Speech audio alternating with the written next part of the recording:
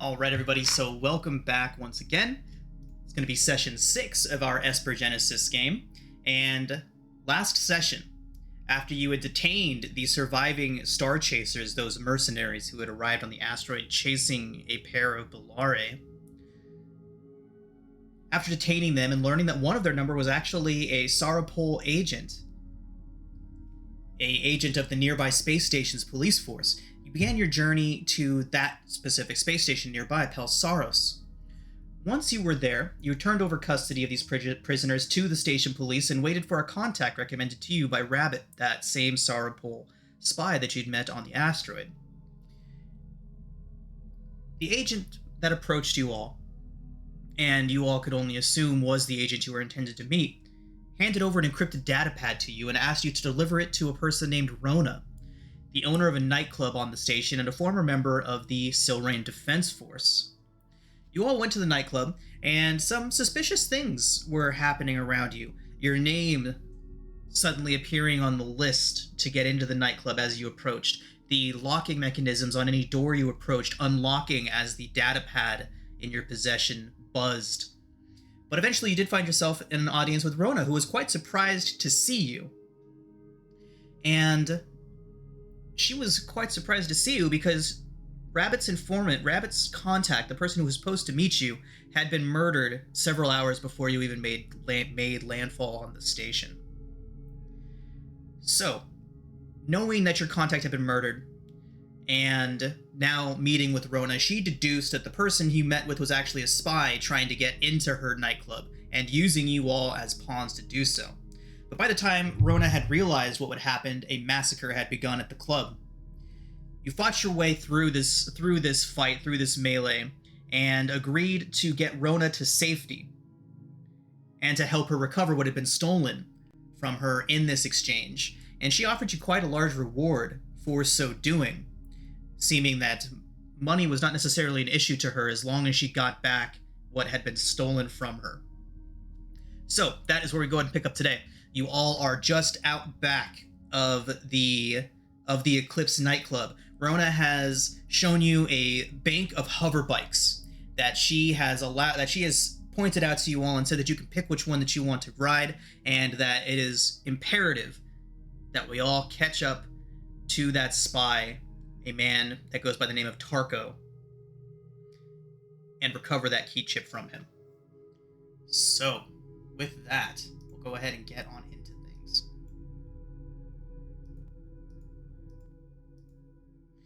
Alright, everybody, so there are 6 of these hover bikes back here. Is everybody, you can choose, each one can have a rider and a passenger. We're going to have Soren be a driver of one. What about the rest of you? Would you like to drive solo on one of these bikes or group up with a passenger? I'm driving solo.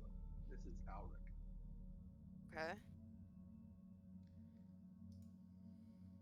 Okay. Maybe, I don't know, is anyone a specifically bad driver? Well, I guess none of us have land vehicles, huh? So, you know what? Let's go ahead and just move us over to the page we're going to be using for this particular chase. And I'll show you all some rules on how we're going to run it.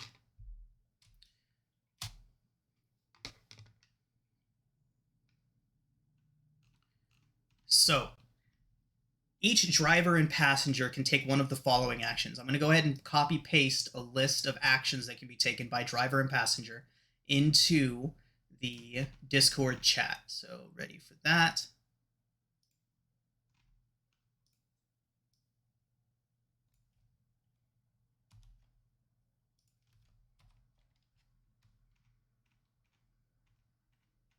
Okay, that's a little bit disorganized, so just 1 second. So I think we're also missing Ulrich from the list.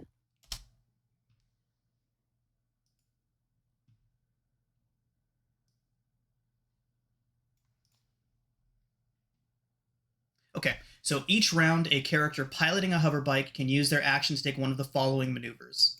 I'm going to start copying them into the chat.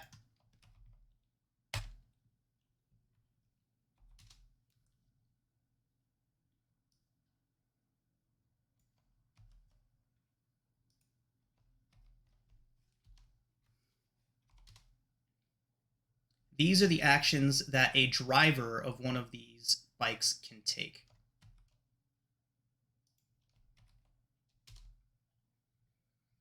And now we have passengers coming up. Passengers can take one of the following 2 actions.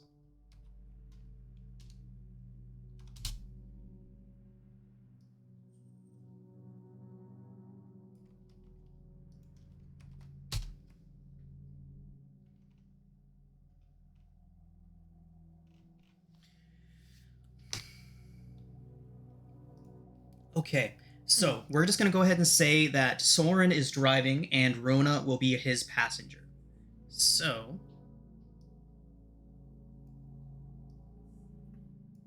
So that leaves potentially either 3 other solos or 1 solo and a duo. 1 tandem, yeah. Yeah. I work best as a passenger because that 14 wisdom insight. I have a +5 on insight. Yeah, I could probably do the driver then with you then, Denny.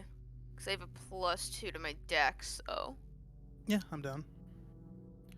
Alright, then I'll ride solo. Okay. Are there other options other than these? Can I, like, you know, or is there? I'm assuming there's no other, right? We just gotta choose Well, between once these two. we get into the heat of it, let me know what you want to try and do, and we will go ahead and go from there. Gotcha. All right, everybody. Johnny 5 isn't with us. No, Johnny Alpha is back at the ship.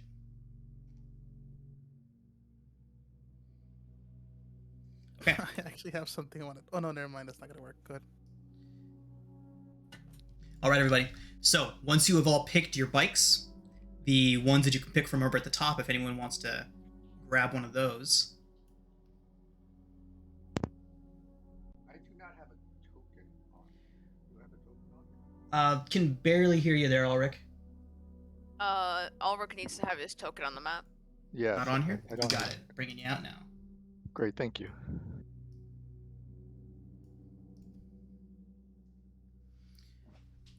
Is Soren always that low? I don't know what happened to Soren. I thought everyone healed after the last game, but... Yeah, I think I thought I fully healed. Say, Yeah. I should be at 18 and at 21 at least because of the damage I took. I know Ulrich's back to full because I healed him up. Yeah, no, I'm up, but I'm still 2 points down, but I'm fine. No, I'm no, 2 points. I max healed you last session. I used all of my Did rig you expansion. max me? I don't. Okay. I have 15 points to. I mean, unless you used up all the 15 points. Yeah, I had taken a fair amount of damage. All right, yeah, So- then that seems about right. So I'm at 23 instead of 25, which is fine.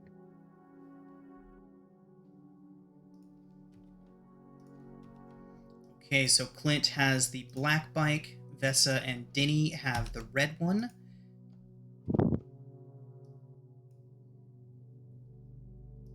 Ulrich, you chose that. Is that the purple, the dark purple? And then we'll give Soren and Rona the white one.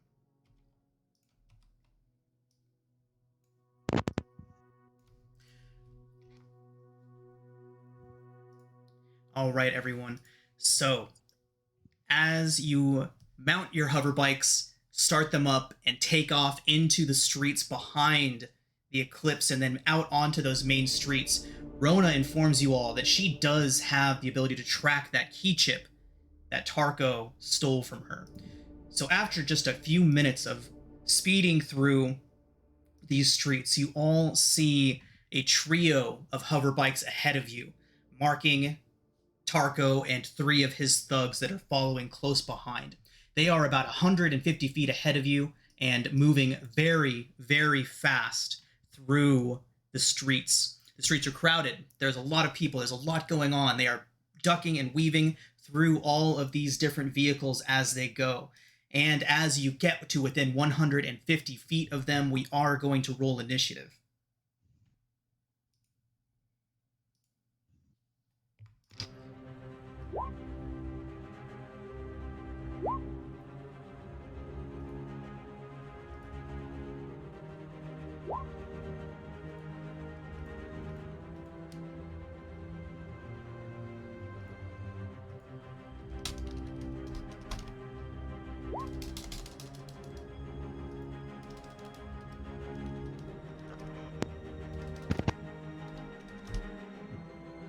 I'll get Soren. Rona.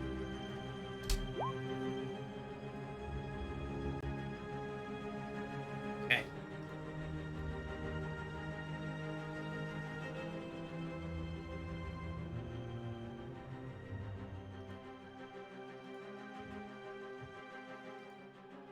All right. So as you all see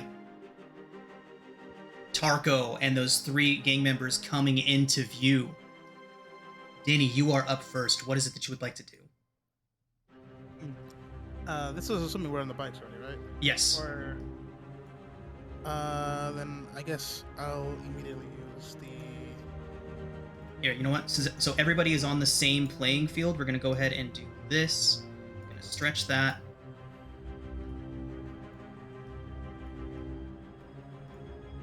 Oh, that's 200 feet. Oh shit. Yes, each one of these squares is 50 feet. You'll notice that in your movement. So this is a bit of an abstract thing here. We are assuming that we are traveling at high speeds, keeping pace with one another. You can take the gain ground action to do exactly that, to gain some ground against your opponent. That is the only condition which you can move forward. You do not want to let them get too far ahead of you all. They are 150 feet ahead of you, so that would put them right there. Yeah. I'll go for the. Where is that? The aid. Okay. Yeah. So wisdom or insight check. I'm gonna start moving these bikes around so we get a better idea of who's on what bike. 19. Right. So we will explore the complications that you all can go through as soon as we get to them. But for now, that is a success. Okay. Brings us to the first gang member, and as you come roaring up behind them, they're constantly taking glances behind them, looking back and making sure that you are all, that they're not being followed. And when they do catch their eye on you, the first one is going to turn back towards you all. And he is going to, on his own bike, take an aim back and fire back towards all of you.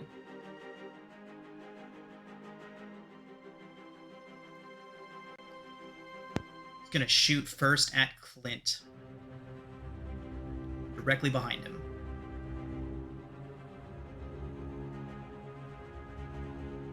Okay.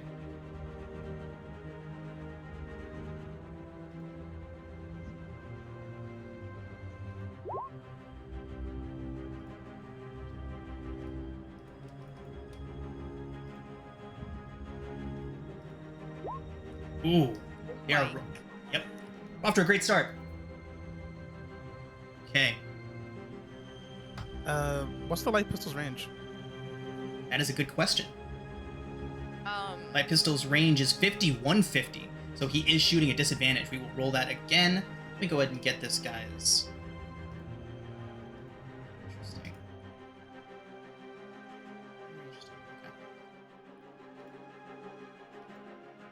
Yeah, if something's like way out of range, how does that work? He can't hit if he's way out of range, but he is just within that 150 rounds, 150 feet. Okay. Oh my god. Oh, Oh my god. at least it's less damage. Yeah. All right, so we will go with the lower damage roll. Clint, you do take 8 piercing from that hit.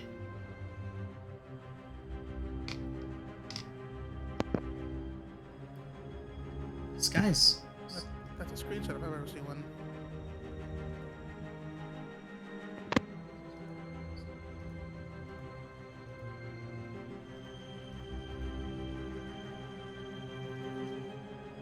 Yeah, but Interesting.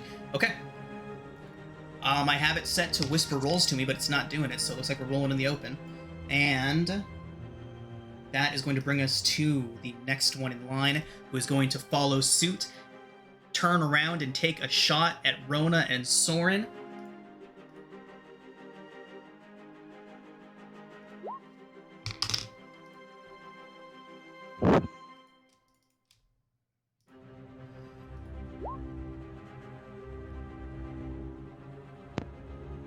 these guys are good. Yeah, they are. They're rolling high. They are, in fact, rolling high. Soren is going to take 5 hit points. Is it disadvantage because of the 150 range? It is. Thank you for reminding me. And that is a miss.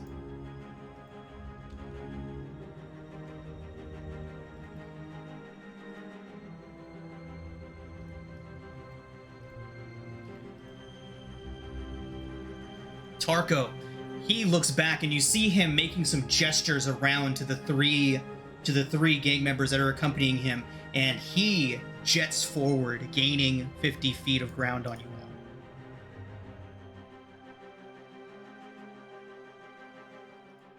Let's do the final gang member, who is going to also turn and fire.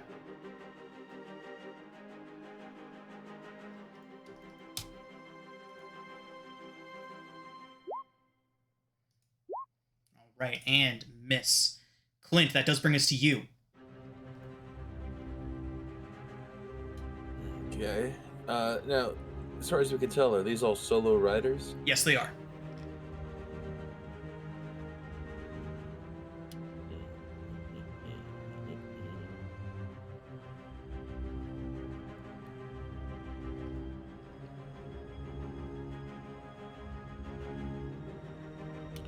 Don't know if it's a great idea at this point, but I'm probably going to close distance because I can't do much otherwise.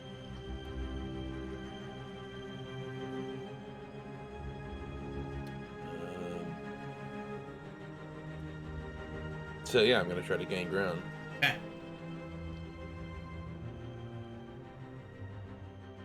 Alright, so... Do I make a roll? Yep. Dex check. DC 13. I did forget to do that for Tarko. I'll go ahead and roll that for him now.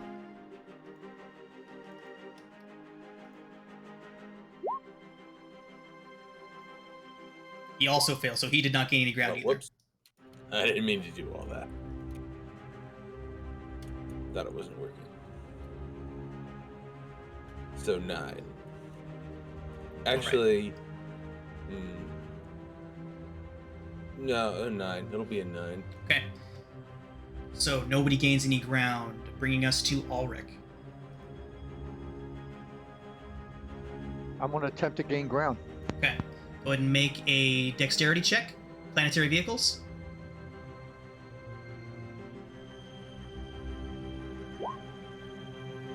Okay, so you do gain some ground. You are driving purple, so How close am I? you are now 100 feet away instead of 150. Okay.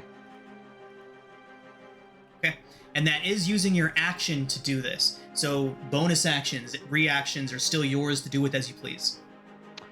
Yeah, I have a bonus action, but he is not within range. I need to get in within 60 feet of him Okay.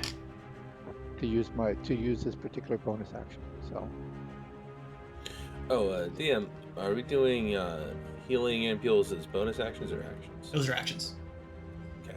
There are certain healing things in this game that specify that they can be used as a bonus action. Healing ampules work the same as potions, though. actually, you know what? There is an action I can take as a bonus action. Okay. I can put a hunter's mark. I'm going to put a hunter's mark on this guy right in front of me. Got it.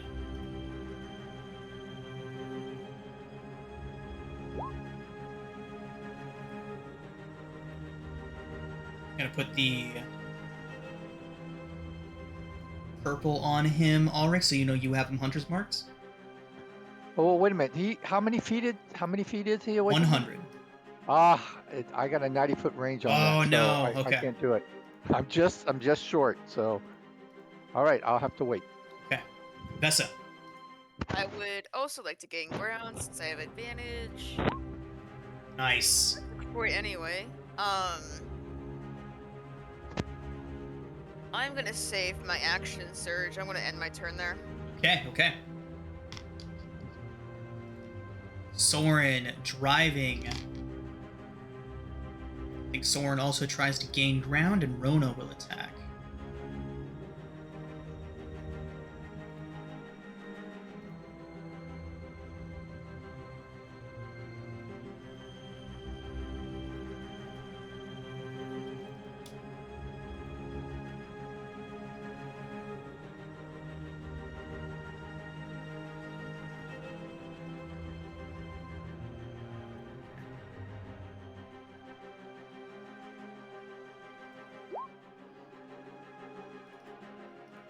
No ground gained for Soren. And Rona tries to take an attack. She is going to try to take a shot at Tarko.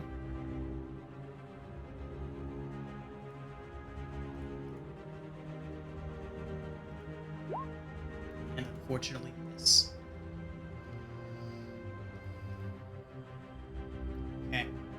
At the top of the round, I need every pilot to please make a complication check. I need everyone that is driving a vehicle to roll a d20. A d20? A d20. Yep, you have advantage Do I? because of aid. Oh yeah, I still have advantage. Yeah, the aid gives you advantage because I'm looking out. So, Okay. yeah. 17 with the advantage? Good stuff. Okay, Vesa, you managed to find the perfect corridor between several vehicles and rush forward through it. No complications. Ulrich, with a 3, you drive through a tightly packed crowd of pedestrians scattering out of your way, some of them not moving fast enough, forcing you to make dodging maneuvers. I need you to make a wisdom insight check.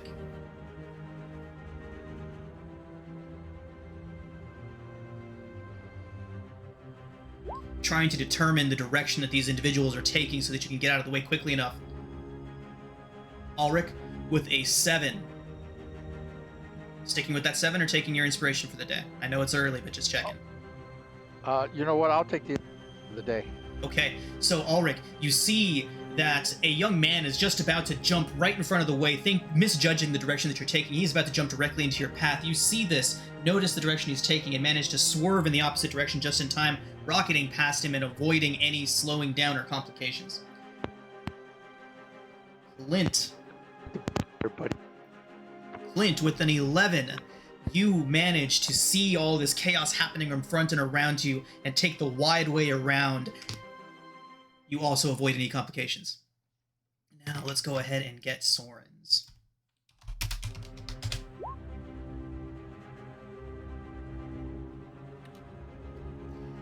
So you see, as you're all dodging around all of these obstacles, Soren has to suddenly make a tight turn to avoid a road obstacle that just popped right up into his way. He needs to make a dex.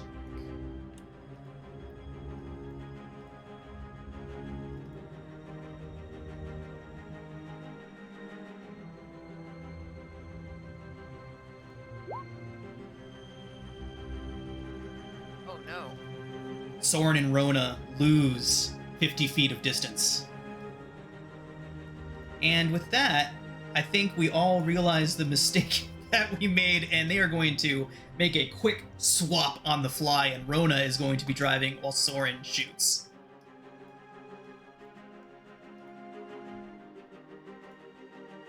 Okay. Sounds dangerous. Indeed, but that was my mistake. I feel like Soren probably would have volunteered to be the shooting passenger, and that was just my mistake, so. It is what it is, though. Okay. Does bring us to the top of the round. Dinny, you are up. I'm sorry, I have like 15 billion tabs open. Yeah, I'm trying to get this Overwatch beta key, sorry. I guess I'll just... I mean, we're still 100 feet. I'm gonna just keep going for an aid. Okay. That's all I can really do here. So, an insight check. 11. I'm unfortunate. Alright, Yep. that's not gonna work. Okay. Bring us to one of the gang members, the one in front of Clint's bike. Be nice to Clint. He only has 4 hit points left.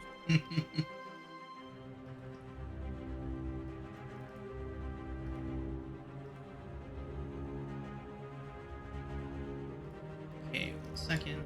Sorry, I've got to restart my client real quick.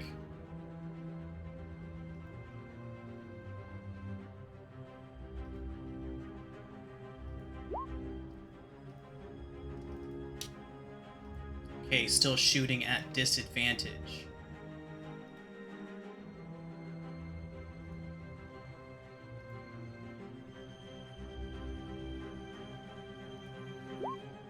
Okay, something weird is happening here. But at disadvantage, it is a miss still, luckily. Okay. We're good. We're not good if he gets it, if he no longer has disadvantage, but He has disadvantage, so. Okay, next one's taking a shot at Rona.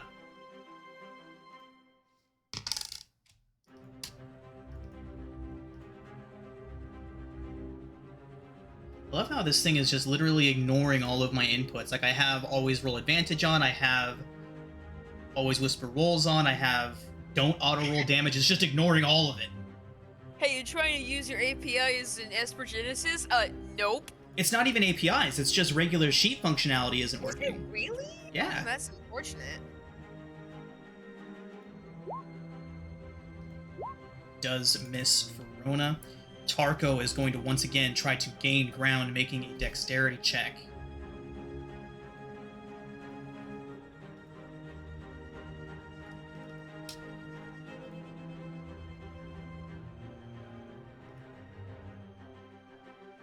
He does fail. And see, now that one rolls to me. This is bullshit. Oh, man. Okay. Does bring us to the final gang member who is going to turn and take a shot at Ulrich.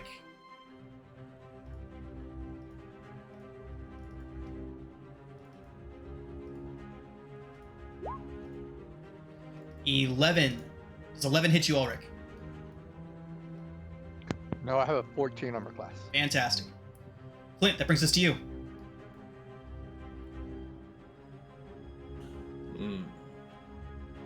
Clint is nervous.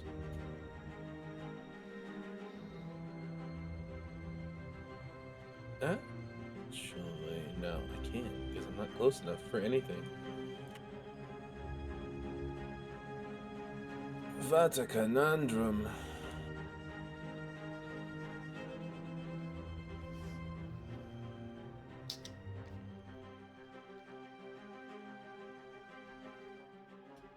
Okay. I'm gonna use the healing ampule. Okay. The one that I have. Is there a way to roll that, or? It would just be 2d4 plus 2.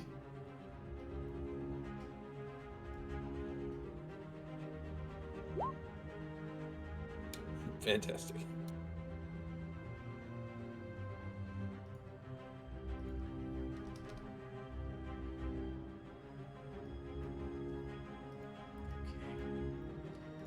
Anything else from Clint? Nope, nothing else I can do.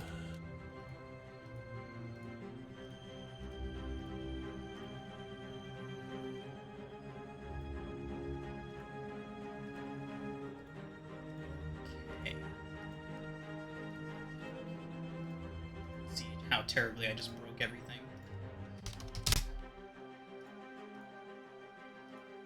Nice! Okay, I got it fixed. Okay. So, Ulrich, you're up.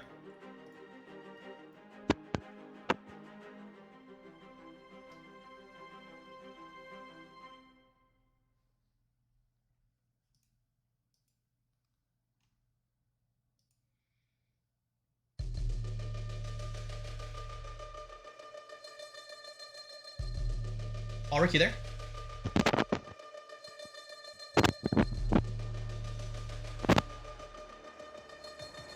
Communication difficulties. Like screw.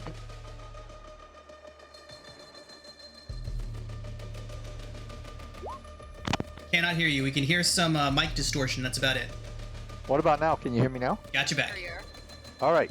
I'm going to do gain ground, which is, I guess, a dex save, right? It is. It is a dexterity check. You get to add your proficiency bonus to it if you have proficiency in planetary vehicles. Not a good roll. That's the best I can do. Okay. So no ground gained brings us to Vesa, unless Ulrich would like to do something with his bonus action.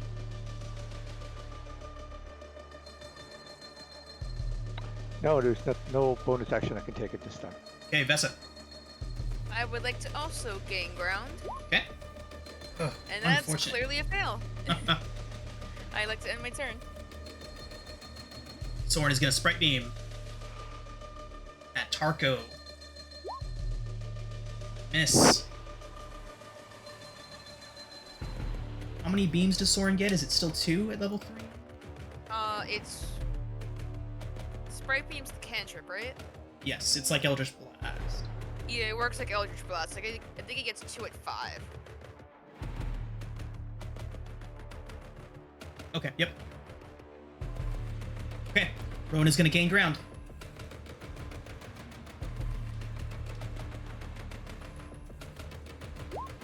Wow!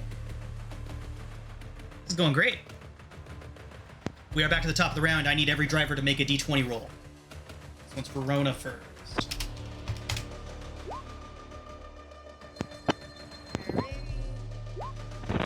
Oh dear. Yay.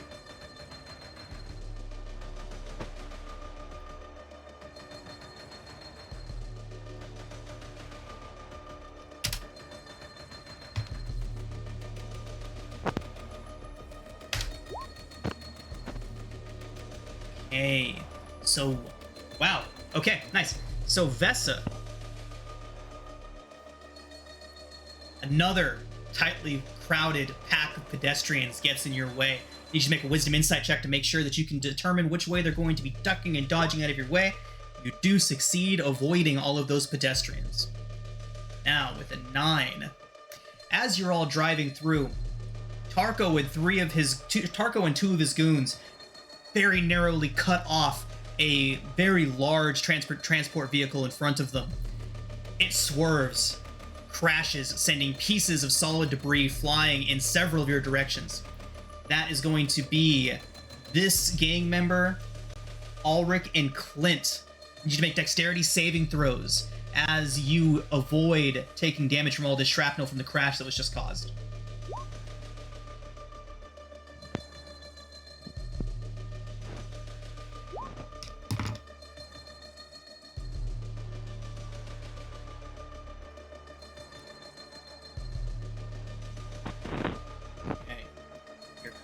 Gang members.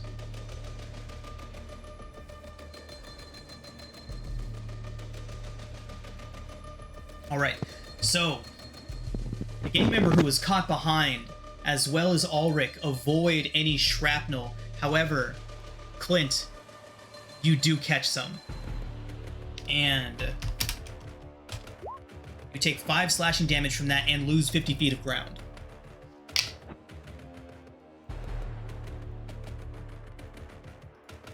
Brings us back around to the gang members. Easy come, easy go. Mm-hmm. Okay. Wait, was I just skipped? Were you? Oh, I'm sorry, you were. Go ahead. Where's the main guy? Main guy is right here, right? On the red bike, exactly. Can I cast a spell? Yeah. I want a laser blast. Okay. That's since he's within 100 feet, I am in range for not disadvantage. So 19, Nice. 16 radiant. You see him just get slapped in the back by that beam of radiant energy, crashes into him. He manages to keep on his bike, but ooh, that hurt. And now advantage on attacks on him. Okay. Anything else? And that's all I can do. Okay.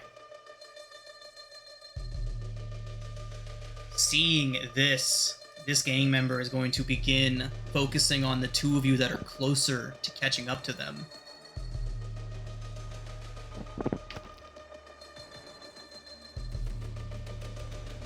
Vessa, this shot is coming for you. It is, I believe, at disadvantage still. Yep. There's only an 8 to hit you, Vessa. It's a miss. The next one is going to follow suit and try the same.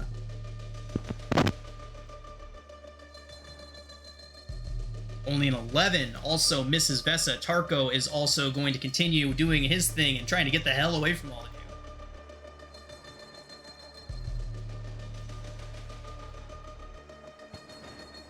you. He does succeed and pulls ahead by 50 feet. Final gang member pulls behind him and takes a shot at Ulrich. Ulrich, it is only an 11 to hit. Brings us to Clint.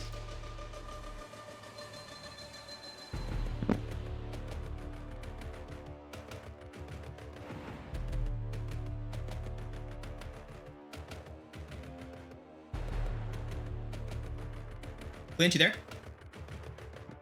Yes, I'm sorry. Say that one more time. On you. Can he still shoot me? Sorry? Oh, I'm sorry. I got confused for a moment. No worries, it is your turn. You are out of range of their attacks at this point, so they cannot take any more shots at you. Yeah, guess I can only try to gain ground, so that's what I'll try to do.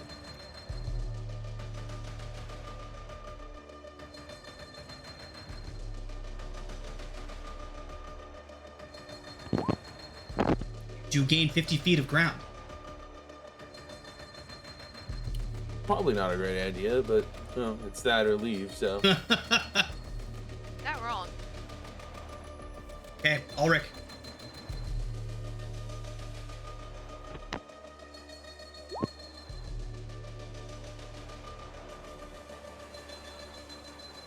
Was that a dexterity save or a dexterity check? Dexterity save. I need to do. I believe it's just checks. Is your modifier any different for check and save? Or is it plus 4 on both? Modifier.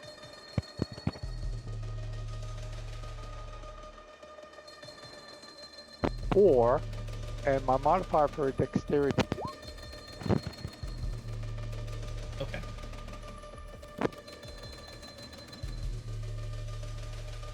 Okay, yep. Unfortunately, that is still a fail, so no ground gained. Right. Vesa. Alright, let's gain some ground. Nice, That's nice. So there you go. 21. I'm gonna do an action surge, and I'm gonna take a shot at this guy since I would... Yeah, I think it's a straight roll for me because I would have disadvantage even with a heavy pistol. Okay. 23, 23 hits. and that's gonna be my turn. Okay.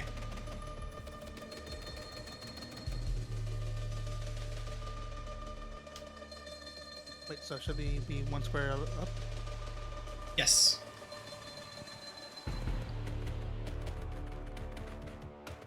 Okay. Brings us to Soren, who is just going to try to gain ground. Oh, nope, Soren's taking shots, my bad.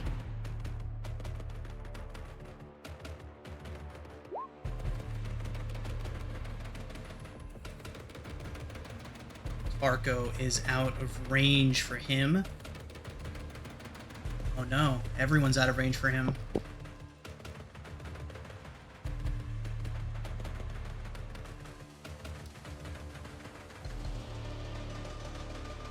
Okay, Soren's just gonna do aid.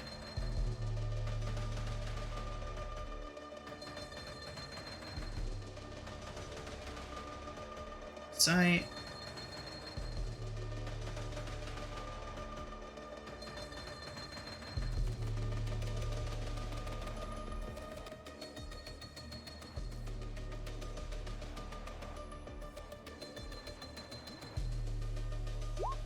Okay. Rona has advantage on her next complication check. Rona is going to try to gain ground. It does not. Okay, we are back to the top of the initiative. Let's go ahead and get D20s from all the drivers.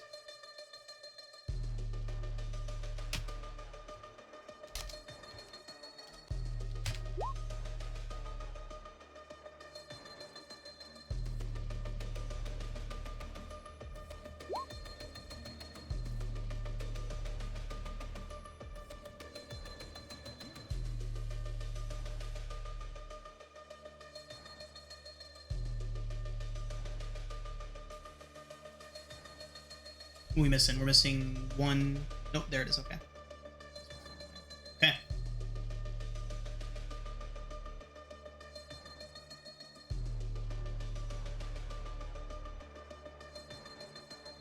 Okay.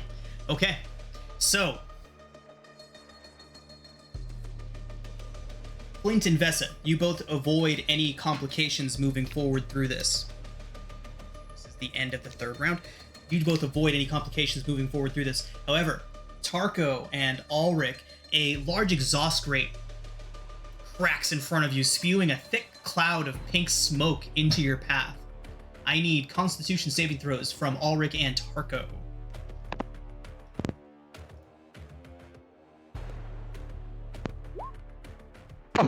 Oof. Big ol' oof.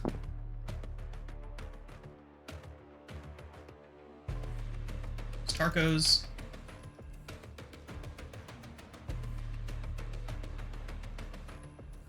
Tarko does succeed. Ulrich, you lose 50 feet of ground and are poisoned until the end of your next turn.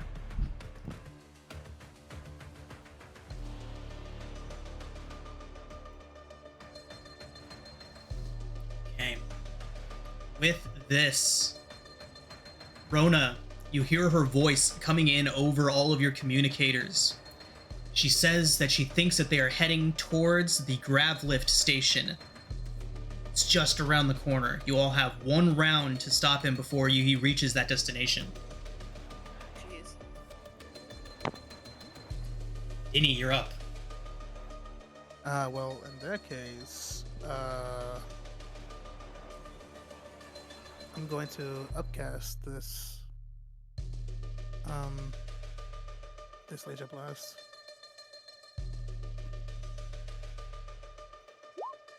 Eighteen hits. Oh no. There's another D6 in there because I upcasted it. Come on, dude! Oh, 10. No. Let me see. That's unfortunate. 10 is not quite enough. Luckily, though, you do have a whole round worth of actions to see if we can get there. Advantage in the next hit. Okay.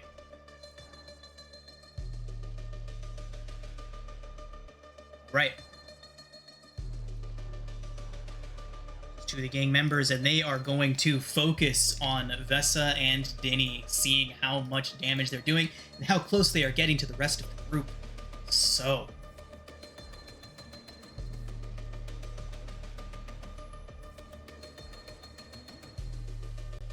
Vessa, it is an 18 to hit for 5 piercing. Does 18 hit? That hit. Second is only a 15. That misses. Okay. Tarko is going to continue desperately trying to gain ground.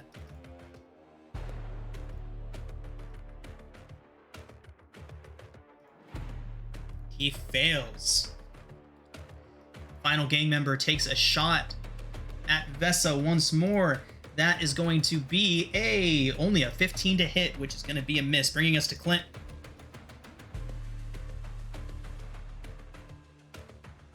Still 150 feet away.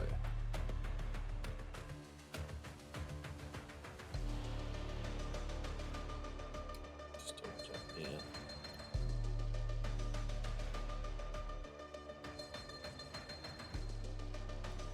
What do you think are the odds that if I get knocked off this thing, I'll die instantly? You don't have any skin to lose, literally, so...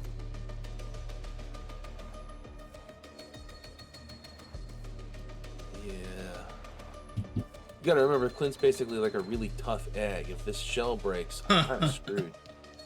I mean, that kid lasted a while. Well, I guess I'll try to get closer. Okay.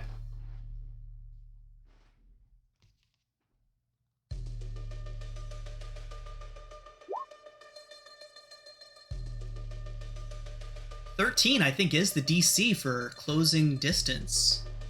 It is. You do close.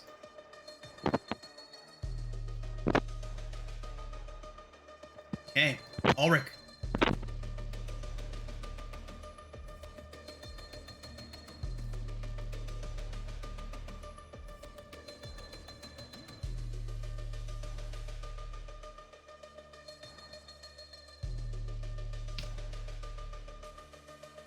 Ulrich, on you. Can you hear me now? Gotcha. So I'm at a disadvantage because I'm in a poison state, right? Correct. But they are far away from me, so I would still be at disadvantage no matter what I did as far as taking my shot. So I might as well take the shot, right? Right. Because I want to be disadvantaged either way. Well, if you're hitting the guy that's glowing? It would be a straight roll. Multiple instances aren't going to cancel each other out any farther than the first instance. So even if you have multiple instances of disadvantage, as long as we get an instance of advantage in there, that will cancel it out. Yeah, but I don't have any instance of advantage. If you're taking a shot at the main guy here, you do. Oh, I do? He just got hit by laser because blast. he's glowing? Yeah. Oh. Well, what about the range? Oh, I see. Any advantage I get will discount the disadvantage I get. Correct. I have, no matter how many disadvantages I have. Correct. Okay.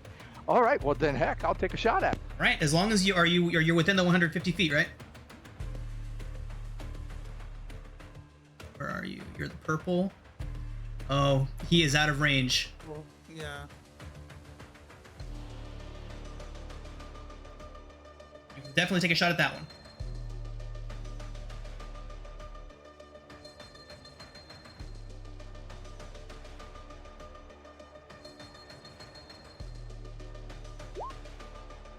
'17's a hit.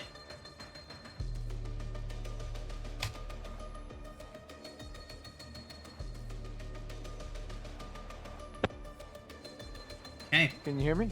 We got you. 17 is a hit for 6 piercing. No. Can you hear me now? Gotcha. Yeah. Okay. So I'm rolling at a disadvantage because I'm in a poison state, right? Correct. So that's an 8, right? Right. My bad. That is correct. You are not shooting at Tarko, so that is only an 8. Right. Correct. Okay. You know what? I'm going to switch headsets. Okay. So just go ahead and continue, and I'll just switch headsets. Got it. Vessa, All right. last chance. Take the shot. Here we go.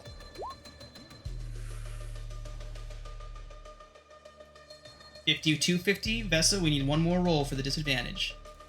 Oh, never mind. Advantage. Let me make sure. It's a straight roll because of Yep. Diddy, 'cause I'm Yeah, taking straight the shot. roll.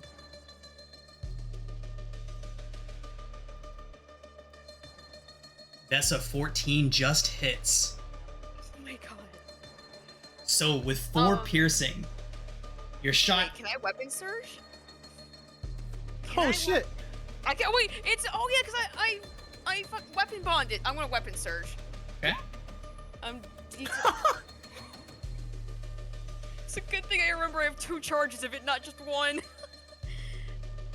So he has to take 10 damage and then DC 12 Wisdom save or be blinded. Well, so Vessa, your pistol shot catches him squarely in the back. You see him jolt forward, start losing his grip on the bike as he starts to sway in his seat a little bit. The bike begins to wobble uncontrollably, and then, what is that ability called? Weapon Radiant surge? Flare? Weapon surge, yeah. So the surge goes off, and a blast emanates from the center of this man. His bike, his body are indistinguishable as both erupt in a massive explosion, sending bits and pieces of shrapnel flying about everywhere. Oh my god, I'm so glad I remembered I was a storm guard. Tarko's bike explodes. The 3 other gang members look around in a panic, seeing that their leader has just been taken out, and they scatter, splitting off into separate directions.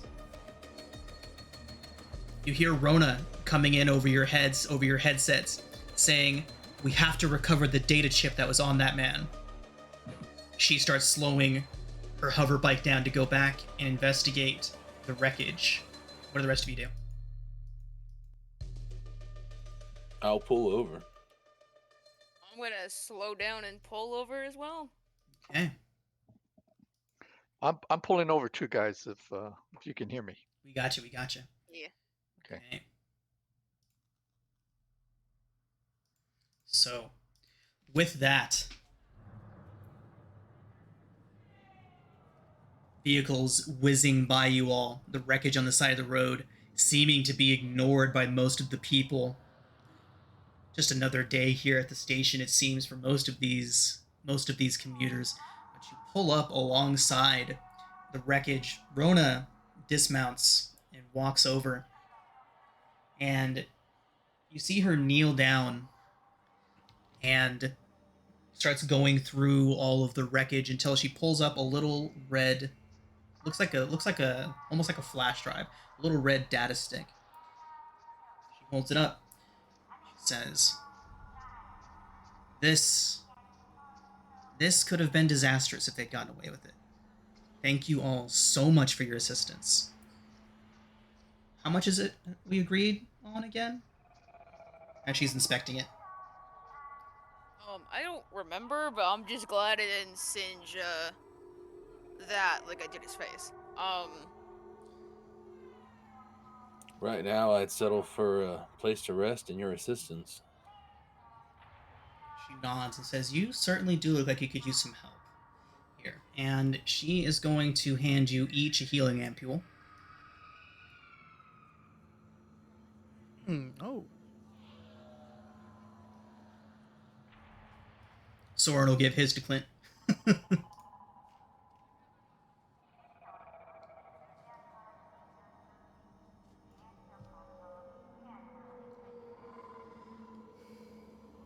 So, she kind of looks over towards a side alley and says, the important part is done.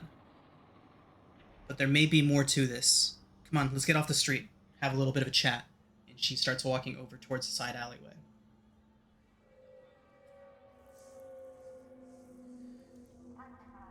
All right. Whatever there is remaining of this guy, do Yeah. I see pockets? Like, do I see his like a bag, maybe his the bottom half of his body where pockets are? I don't know. Yeah. Anything on this guy? So, Tarko had, of course, Rona's encoded key chip on him. He also had 300 cubles in a, what do they call them here? It's like a currency card. Call it a Q card. It's 300 on a Q card for you. And then he also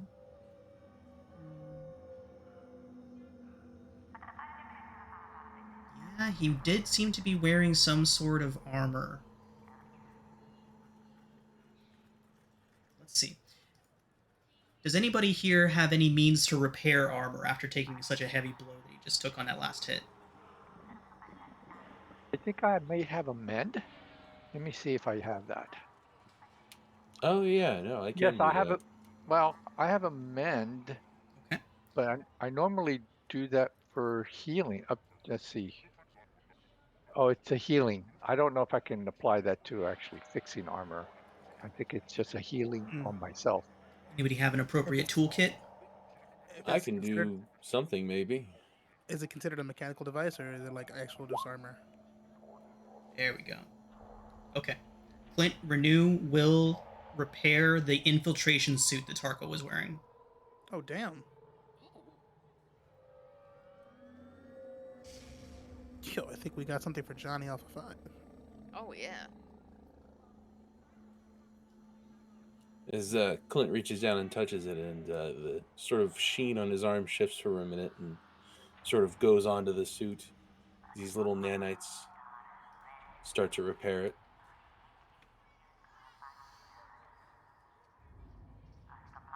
Doesn't work on living things, though.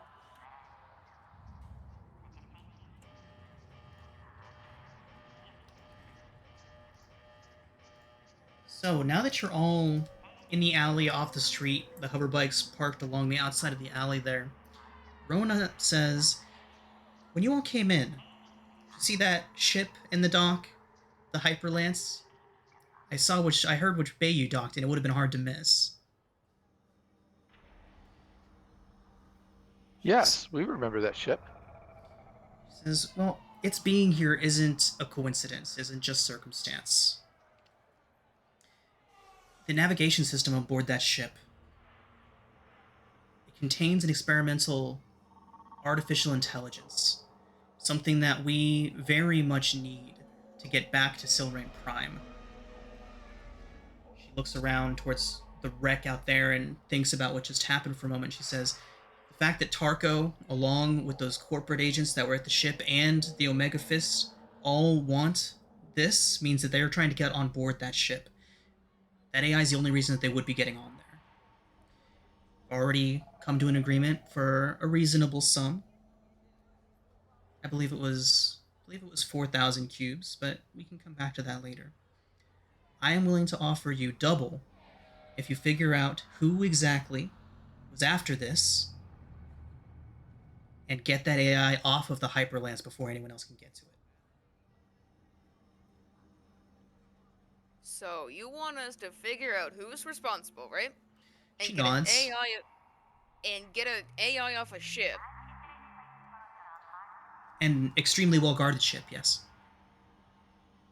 So you want us to steal the the AI off the ship?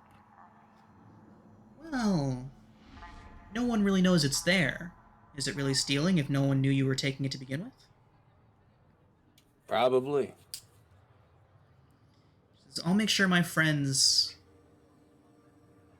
back on Silrain Prime know that you're doing us a favor. If you get caught, we can at least try to make sure things go easily for you. Minimum security type thing. Is she bullshitting? Make an insight check. Okay. She seems thoroughly impressed by all of you. She seems like she does not seem to be hiding anything from you. So yeah, she seems to be pretty truthful in what she's telling you right now. All right. You guys just see Tinny's fidgeting, just begin to relax. I guess. I'm not much for the two wrongs make a right sort of scenario. If who's behind this is who it is trying to steal this is who I think it is, it would not be two wrongs. Getting that AI off the ship and getting it away from them is most certainly a right. And we can't contact the individuals who the ship belongs to. Well, the ship doesn't really belong to anyone right now. The ship belongs to the station. It's still getting ready to disembark, still getting ready to get underway. Right, but somebody had to fund it, all this. Like, you sure there's not some corpo that's, owning this ship on the station? Or is it just the station itself? Says that she's not too sure about the ship itself, but she does know that the Silrain defenders are the ones that put that AI on the ship to get it here, initially to try and get it to Silrain Prime. But seeing as how it's garnered so much attention, there's already people after it. She doesn't think that it's going to make it all the way to Silrain Prime without someone getting to it first.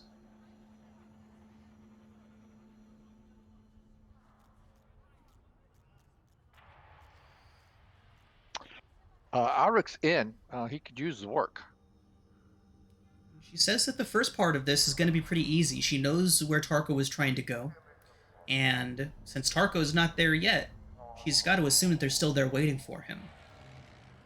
Those gang members that split off aren't exactly the types that are going to be brave enough to go and deliver bad news. So she kind of pokes her head out of the alley and looks down the roadways away. And she says, the tram station is just down that way. I would bet quite a large sum on saying that whoever Tarko was going to deliver this to is still there. Let's go check it out. I mean, do we want to rest up before we do this? Because I got hurt, and Clint looks, kind of beaten. I wouldn't object to a break. Okay. So would that be like a short rest, or? I mean, I can rest for an hour. I don't know if you would call that a short rest, but, Oh, wait, it says I have 0 hit dice. We haven't taken a short rest today, have we? No. I don't think anyone's taken a rest since we got off the ship here. And were we traveling for multiple days? Yes, you were. So I should have 3 hit dice. Is my point. Indeed. Yes, yes, yes. Okay. Yeah. So we're gonna take a short rest. Yeah, I'm good. I'm fine with that.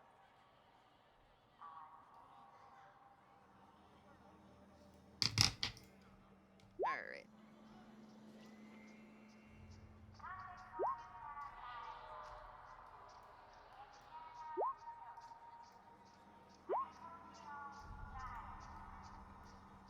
I'm back at my normal self now.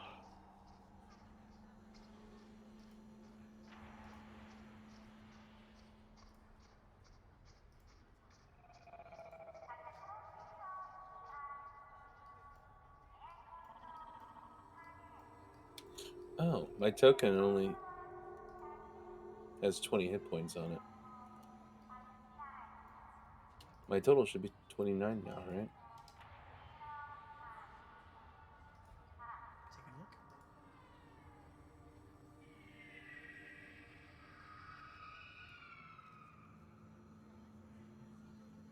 Or is it 28? Yeah, for some reason your hit point maximum is all the way down at 20, Clint. You can go ahead and adjust that to what it needs to be. Oh, now I have to remember. Oh,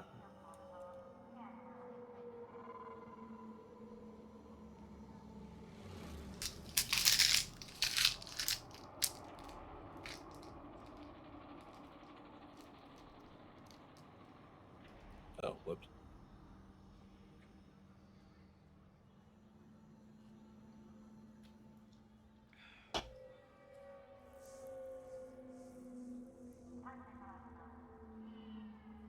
Yeah, that should be right.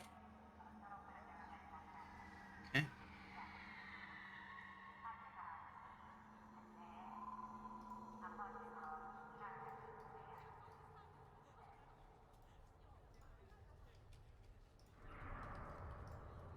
All right, everyone. So, the train station is just out ahead of you all. Whenever you all are ready, you can proceed there.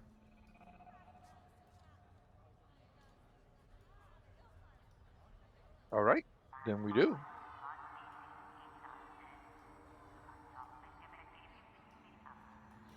To the train station. To the train station.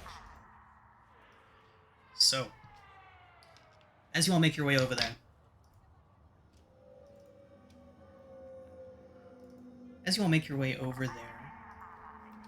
Rona leads you all towards one of the private tracks. She says that there's only one private track at this particular station. This doesn't seem like the kind of thing that they'd want to be doing out in the open. So she leads you over there, and as you turn the corner, she kind of gestures back, says, "Hold on a second." And anyone who peeks around that corner would see 3 of the gang members standing there, wringing their arms. They look super, super nervous, terrified, as they speak to a man that is wearing a full set of infiltration armor, very similar to what Tarko was wearing. And you see he has his pistol out and at his side as the 3 gang members nervously speak to him. Anyone that is taking a look over there, could you please make a perception check for me? As many of you as you'd like. Awesome. Not good at perception, but I'll look. I got a -1, so Yeah. I see a wall. Denny, as you're taking a look around there, you can see that the man that they're speaking to holds himself very assuredly. And as you're taking a look, you can see a small emblem on the left side of his armor. It is a Z with a diamond around it with what looks like a small orbiting planet around it. You would recognize that as the symbol of Zephyr Corp. Okay, I'll relay that all with with the psychic hair. So So are those the guys? This is our chance to go and get him, right? I mean, seems like it. Iric says I'm game. Maybe. Guinea, with a 23 perception, you can also see two very well-dressed, basically suit and tie individuals inside of the train car in front of them. They appear to be looking out, looking around, watching for any potential intruders. With Alright, they that, have backup bodyguards.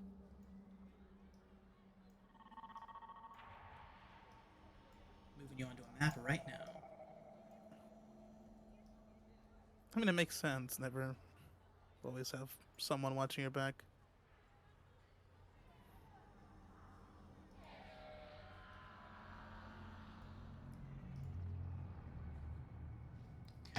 So, you all are down here at the southern end of the station, able to peek around and see the people conversing with one another over there.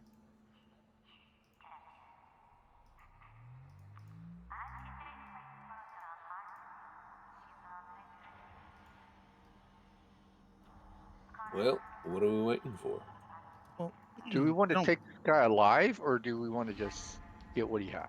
Yeah, wait, hang on. How are we doing this? Yeah. First of all, they don't know who we are. Well, Wait. So Do I'm we assuming want to that- go casual? I'm assuming they're going to eventually figure out who we are because we just finished chasing some of these guys, right? Indeed. In fact, those three guys that are there very nervously talking to the corporate agent that's standing in there, oh, it's those are the three that got away. Hmm. never mind. Okay, I was gonna pull like an old homeless man act, but never mind.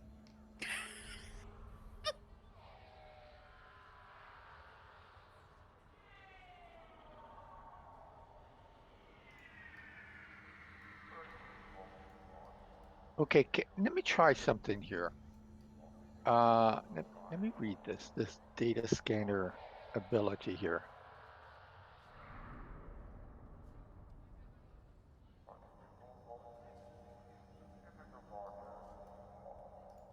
Oh no, that's not going to help me too much. Okay, ignore that.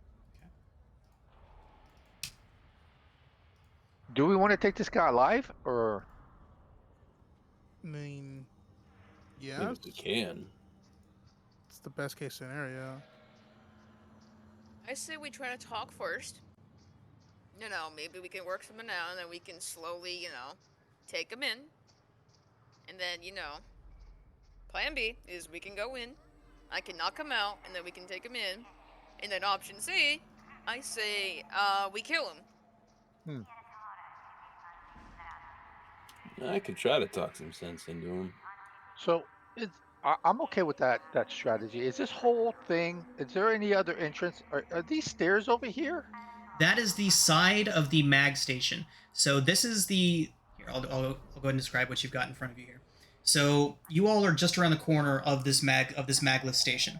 This is the cargo platform of that mag train, and then the passenger car up here. So everything from... Can you all see where I'm pinging? Everything from the yellow and black caution to the right is on the track. Everything forward from where you are and to the right of that is on the track, and then the rest of it's just platform. Okay.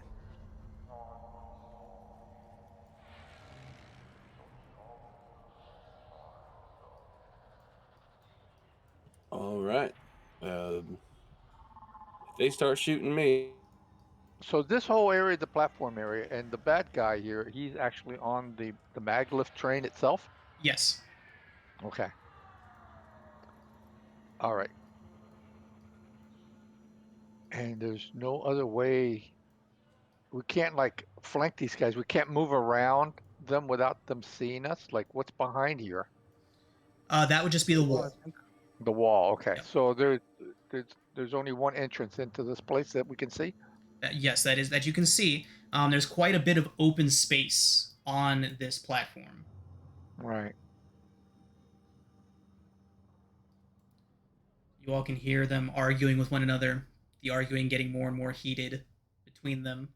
The gang members actually, essentially... if they're Go ahead. if they're actually arguing, maybe we should just sit tight and see how this thing develops.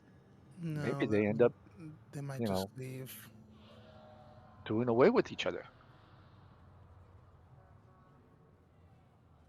Thought we wanted to take him alive. I We think, couldn't care less about the gang members. We want this guy. right. Well, I'm thinking that maybe this guy will take care of these gang members himself. Well,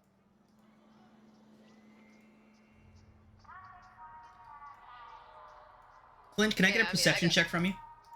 As you are the closest to this, me or Clint. oh Clint? Okay.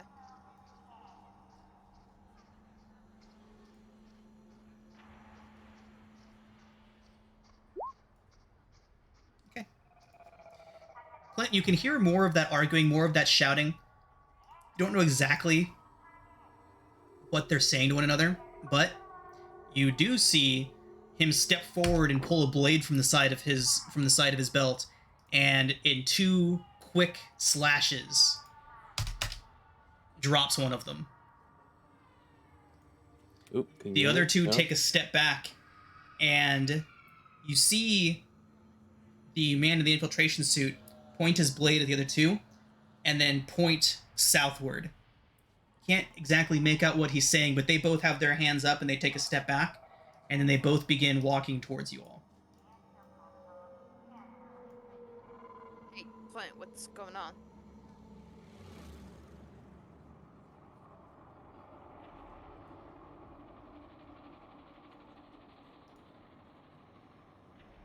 Does Clint relay that onto the rest of us?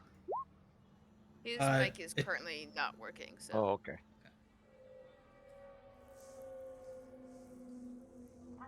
No, your mic's not working right now. No, we Clint. can't hear you, Clint.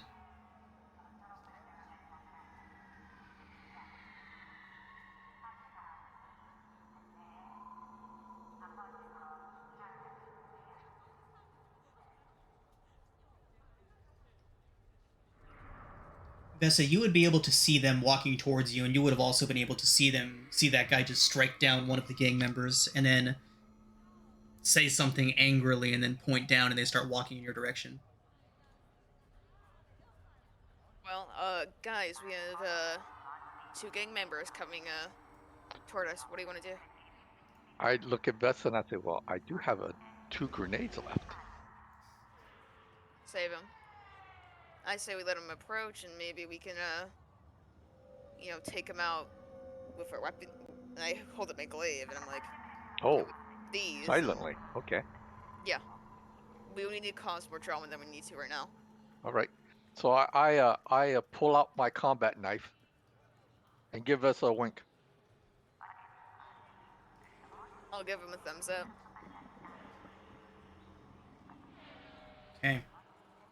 Let's go ahead and roll initiative, everyone. Let me make sure it's clear. It is. Go ahead and roll initiative.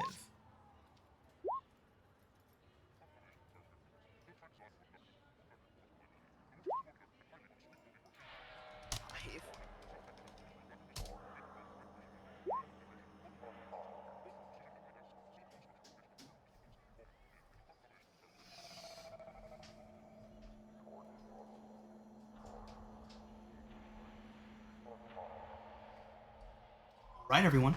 So you can see the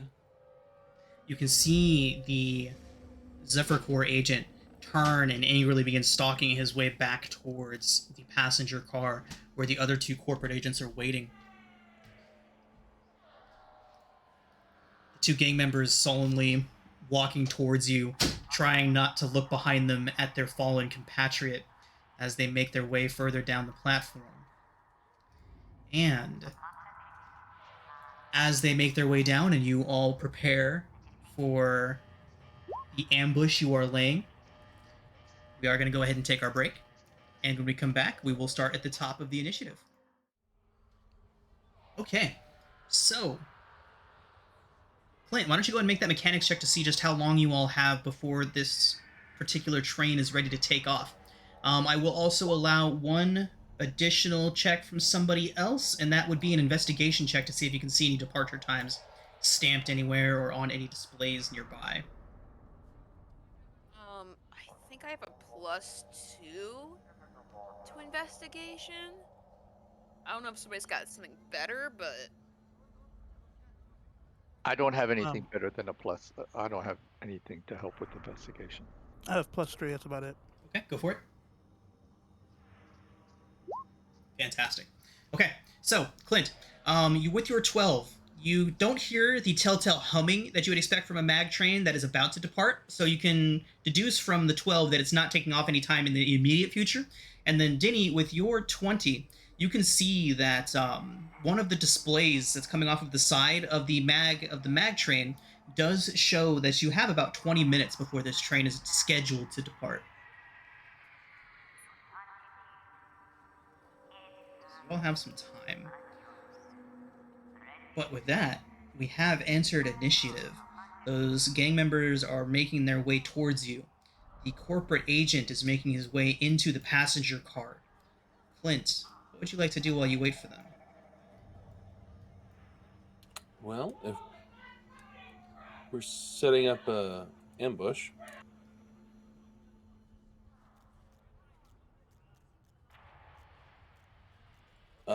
sorry, I got distracted by something.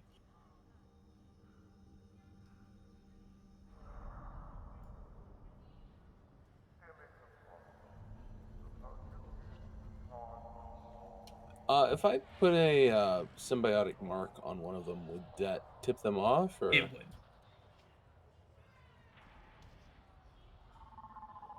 It would indeed. Okay.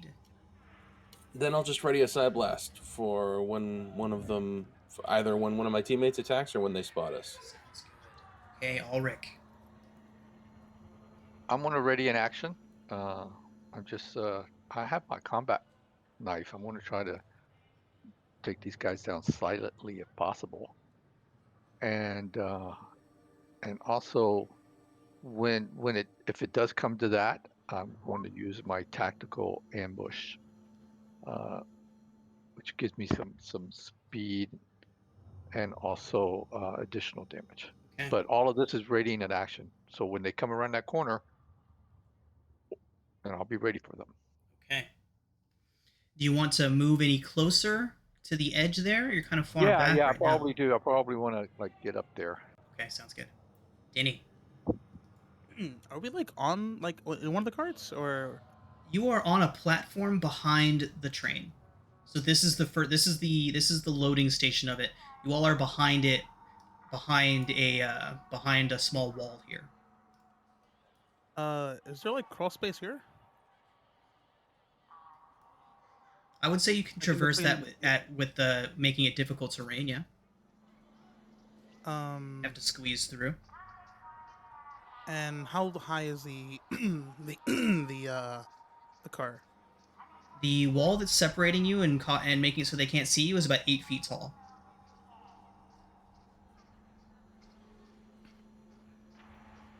Hypothetically, if I use my full movement, can I go up and then go prone on top of the car? This one doesn't have a roof. The passenger it doesn't car have a does. roof. The cargo one does not. Oh, okay.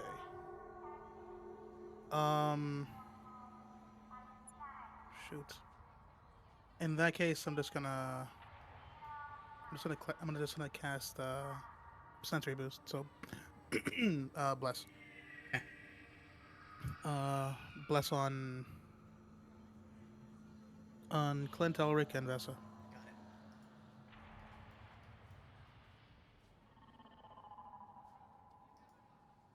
And I'll just hug this wall, or wherever the wall is. Okay.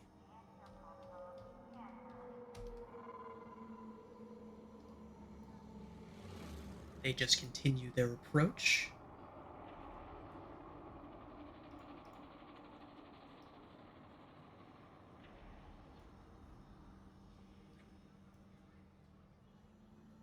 Vesa. I'm gonna ready an action with my carbine net as well to attack one of them. Okay.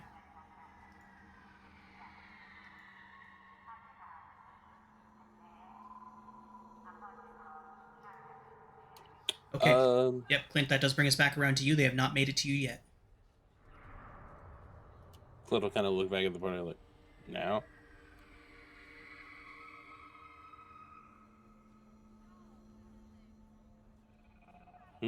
No? You guys can hear me? Yeah, we can hear you. We can hear you. Yeah, so Clint looks back at the party as we're hiding and go, now? Yes, no? We're in range.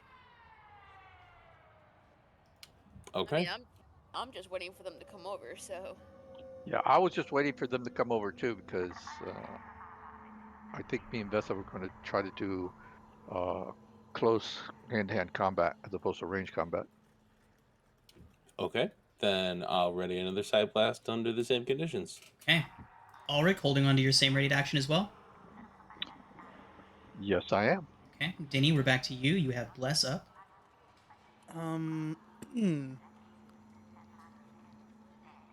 Would an electric surge sound relatively loud? Go ahead and put the text up. Sure.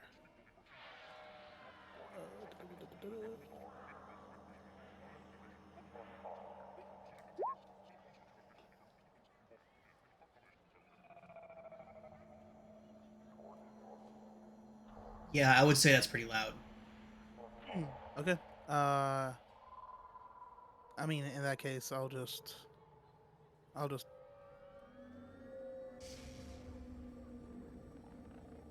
take the hide action for now. Okay. I'll just Would roll a look stealth for check? like a. Yep. Just look for any piece of whatever in this little area.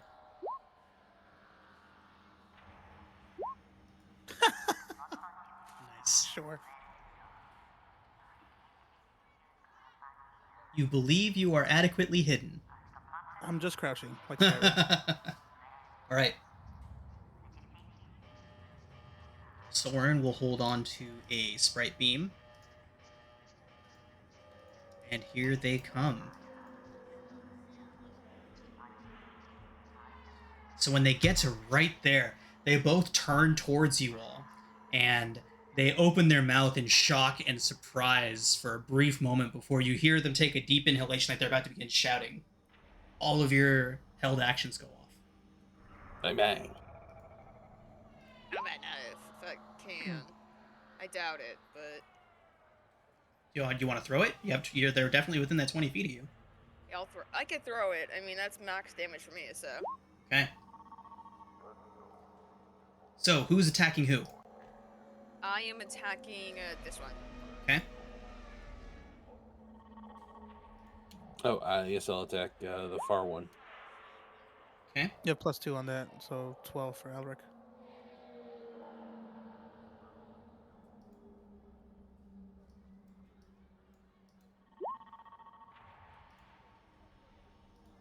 Okay. So, we have Vesa and Clint attacking this one, correct? Yeah. So, I was attacking that one. oh, you were attacking this one? Yeah. Okay. Who is attacking the one to the north? Vesa and who else? That'd be Alric. Okay, Vesa so and Alric. Vesa and will Alric are affect these attacking two that one. guys. So 7 Take that from one Vesa, guy. 4 from Ulrich. And you see that look of shock and surprise on his face. He just thunk thunk, 2 combat knives slam into his chest. He looks down in surprise, looks back up towards you all, mouth working for a brief moment before he drops down. And that means that is Clint and Soren that attacked this one. And unfortunately, he stumbles back, taking 2 blasts, a side blast and a sprite beam, stumbles back, manages to keep his feet, and you just hear him shout at the top of his lungs, we're under attack! And he begins stumbling backwards. With that,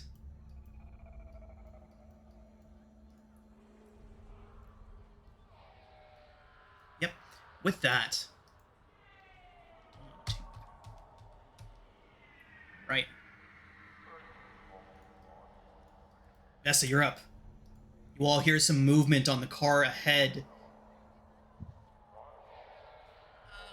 You know what? I'm gonna start moving up. I am gonna come up to here, and I am going to glaive this guy. Okay. Oh no, 11 just misses Vesa. I have blast, so 13 13 hits. for 9. Down he goes in a heap. And I'm like, we gotta go. Let's go find him. Come on.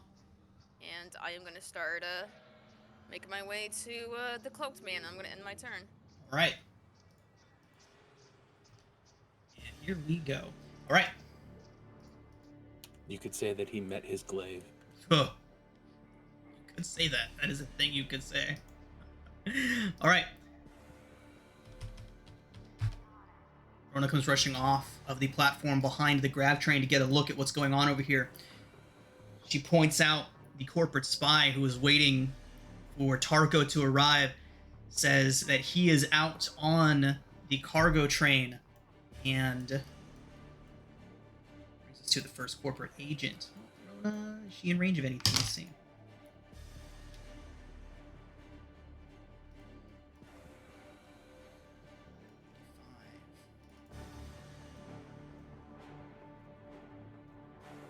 All right, she'll take a shot at disadvantage with her light pistol.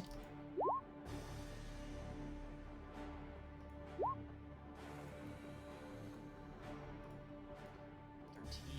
does not hit. Okay, the first corporate agent. Ooh.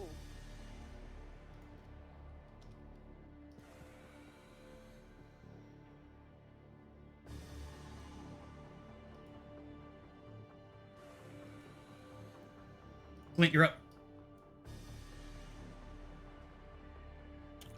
Now, can I move through here or just here? Sorry, can you ping again? Yes, you can move over that. Okay.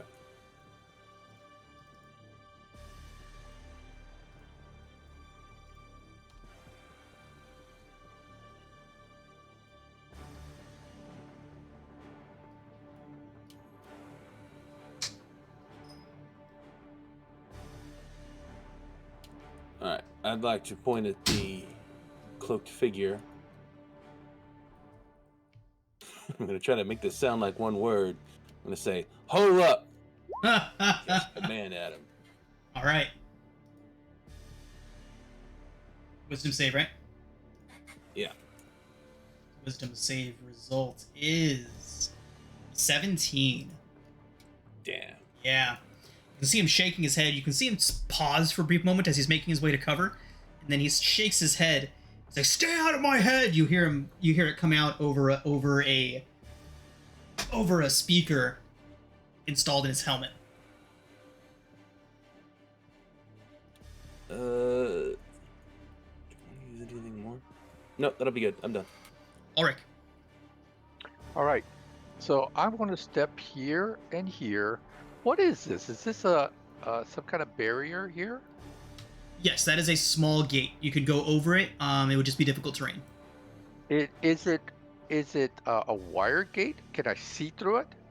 No, it is a small steel barrier, probably about 4 feet tall. You can see over it or crouch behind it. Okay. Chest All high right. wall. You know what? I am going to.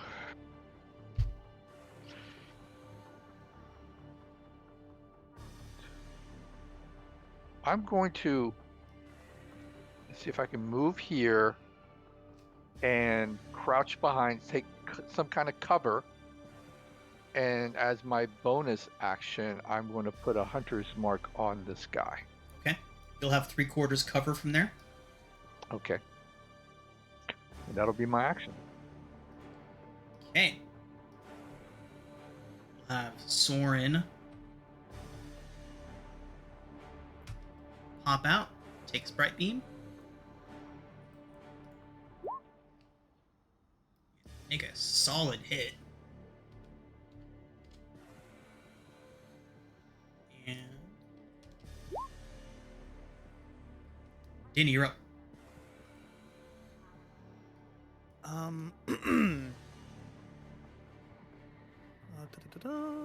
am I? I'm here. I will come out of my stealth. By the way, I don't think I have vision for some reason on this map again. Weird. Okay, 1 second. Oh, your token disappeared. Oh, that's weird. Indeed.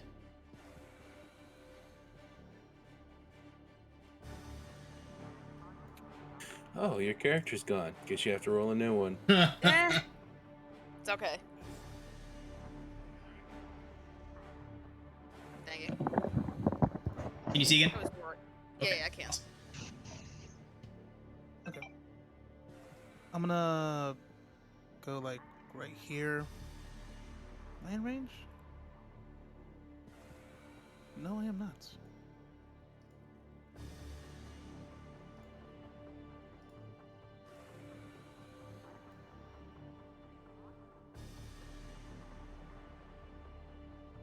Yeah, I'm gonna get a little bit closer actually. Whatever.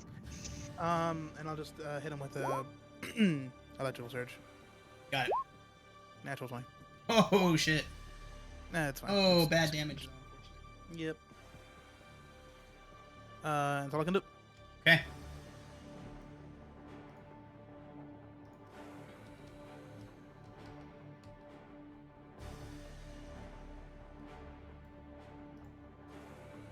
Oh, and if he was behind any cover, he loses all of his cover until the start of their next turn. Okay. Yeah, he wasn't behind cover yet. He was on his way, but not quite yet there. Okay. The initiative was really 5, but I just rolled it again so that I'm in Okay. the order. Gotcha.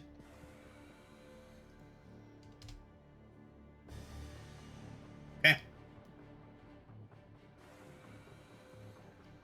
So, Corporate Agent is going to get his back up against this crate right here. And he is going to pop out. And he's going to take 2 shots.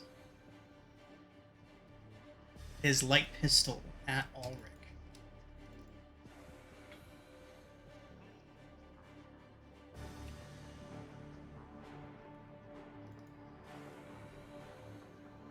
Okay.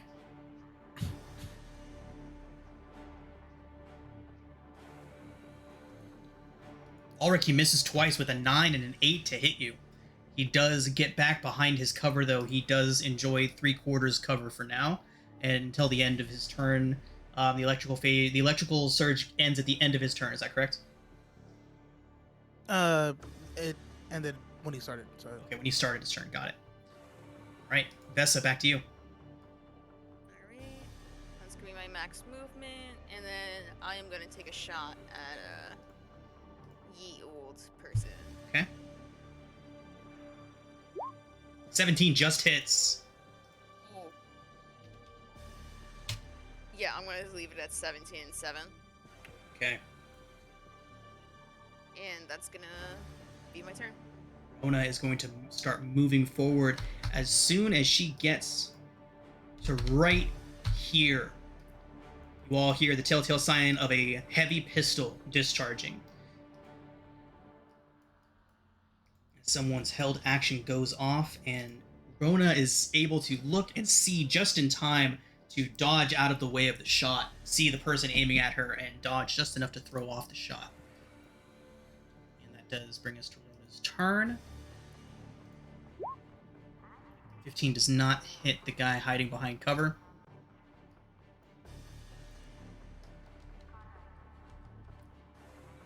Another corporate agent comes running out from the passenger side, from the passenger car, and she is going to take 2 heavy pistol attacks against Vessa.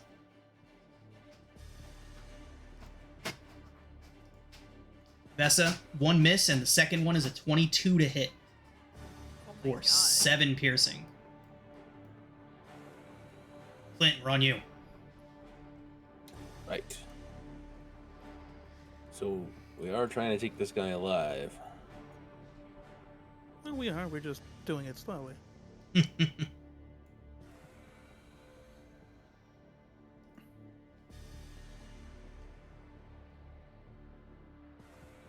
Okay. Can I get in this? Whoop, that's not right. Can I get in this gap behind the crate and the barrel Totally. between those two? Okay. I'll kind of just take cover there, and I'll pop up and I'll try to shoot the agent in the back with Okay, Psyblast. Yep, she's not behind cover yet. 18 wait. certainly hits. Yeah, that's it. And then I'll, yeah. Actually, do I get this back on a short rest or a long rest? I think it's a long rest. My psionic combat.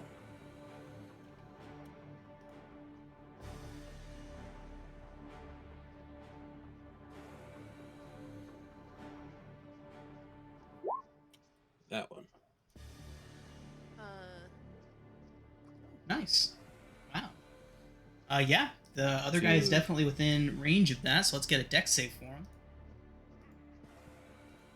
He does get a 14. What's my DC?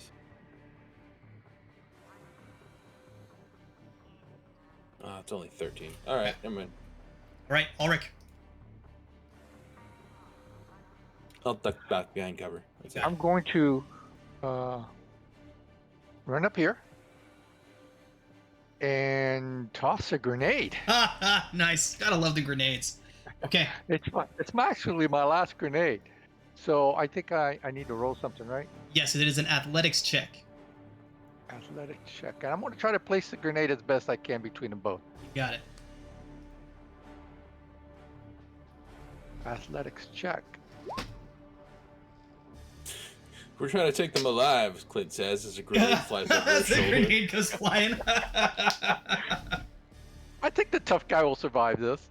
I don't know. We'll see if I was able to get that. Okay. So, you are how far? Your target is only 20 feet away, so the DC is only 12. Okay, fantastic. You do manage to land your grenade exactly where you intend to. These two have to make DC. Nice, nice, nice. These two have to make DC 14 dex saves.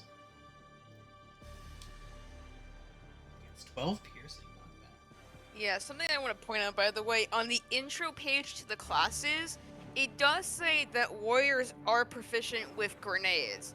But for some reason, when I flip to the warrior, we are no longer proficient with grenades. So either it was a misprint that we are, or it's some sort of, like, Balance mistake update. that happened. Yeah. It's probably a misprint because, like, for me, one Warriors of the would be, proficiencies was yeah. performance. Yep. Yeah. I will say that the warrior class should have proficiency with grenades. Alright. Especially if it says it somewhere else and it's just not, it's just omitted elsewhere, which is weird. Yeah, it's But- weird. In the intro, it says that we do, but I don't know why it's omitted on the actual page, but... Right. It makes sense to me. It totally does. I mean, combat training, right? Yeah.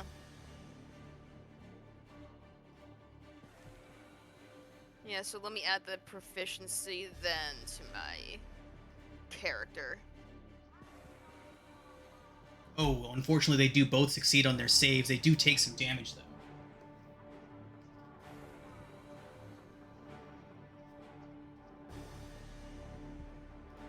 Right, Ulrich, anything else?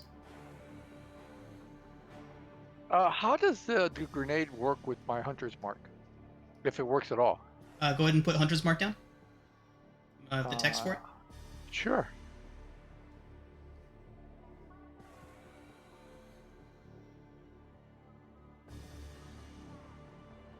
Guess it's a question of whether or not grenades count as attacks. They do.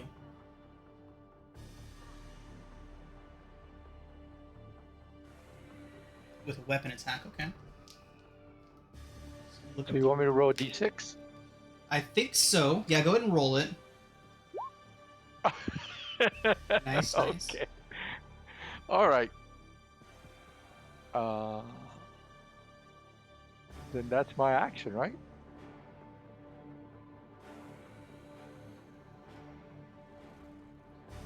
Okay, so there's no specific ruling on whether or not throwing a grenade is an attack, but I am going to go ahead and say that it makes sense that it would be, so yeah. Extra 1 damage. All right. Damage is damage. Indeed. Okay. And What? I'm going to just crouch again, try to take as much cover as I can from where I'm at. Okay. Soren's gonna Sprite Beam the one that does not have cover. Hits for 7.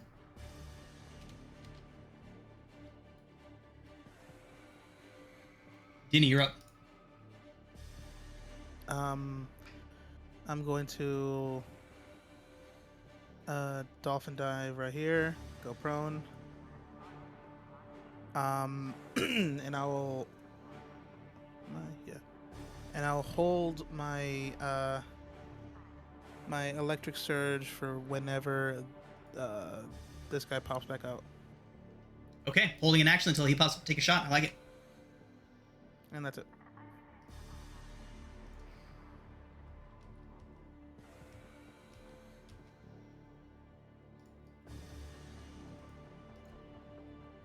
Okay, we have one heavy pistol shot. Oh, no, I think they're both going for Vessa. She is not in cover.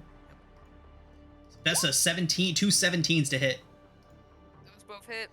Vessa, they'd each do 10 piercing. They both got max damage on their rolls, so 20 piercing total. I'm down. Right. That does bring us to the cowled figure who does pop up. Dinny? Yeah. That's my. I'll take a shot. Oh, Son of a- no! Okay. Yeah. Right. He's gonna shoot back at you, Dinny. Sure. At disadvantage because I'm prone. Oh, nice.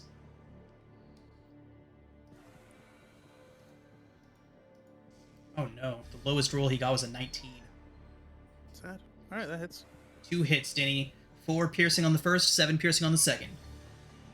All right. Blast is still up. Alright, Vessel, let's see that first chest save. Good luck. Was it 4 on the first, 7 on the second? Yes. No. It is what it is. Indeed.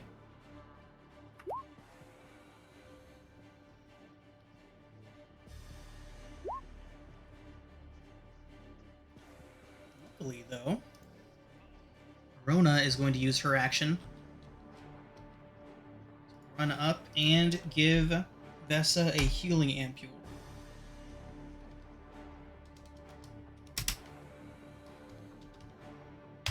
Vessa, you regain 5 hit points. Oh, sweet. That was all of Rona's movement, so she is just going to drop prone and hope for the best.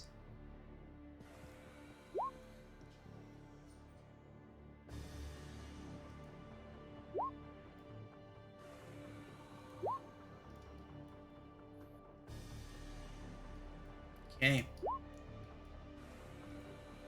We have 2 heavy pistol shots going off. One towards Ulrich and one towards Dinny. Ulrich, it's only a 10 for you. Dinny, that is a 19 for 3 piercing. 19 at disadvantage? Holy crap. Sorry, disadvantage. My bad. 17 is the lower of the 2 rolls. Still hits. So 3 piercing. 3 piercing.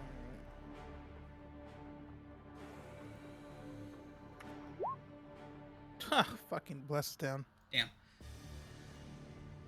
I took it off. That's interesting. Okay, Clint, you're up.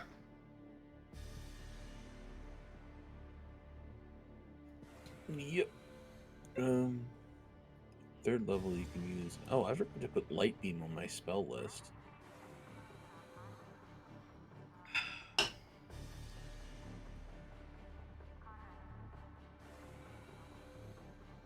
That's innate casting, so it doesn't use my talent points. Is that right? Here, I'll pay it.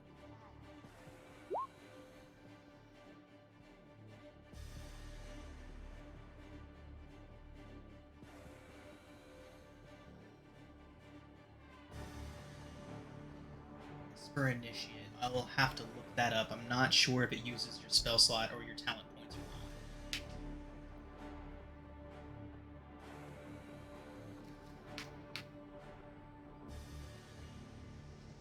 Because it's irrelevant.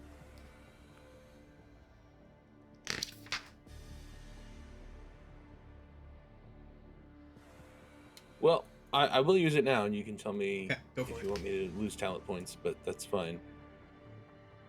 It's basically the hellish rebuke for like a tiefling or something. It's like a one-time use. Yeah, I figured.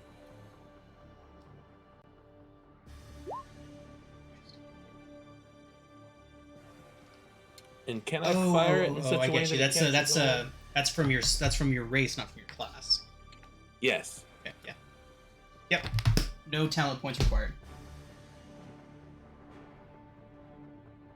Who are you casting it on? Oh, What wait, do you- hold on. I might have messed up here. It's not long enough. I need to get closer.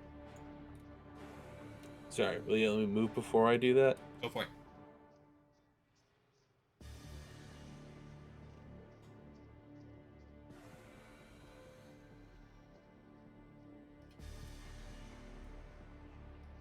There, I would like to.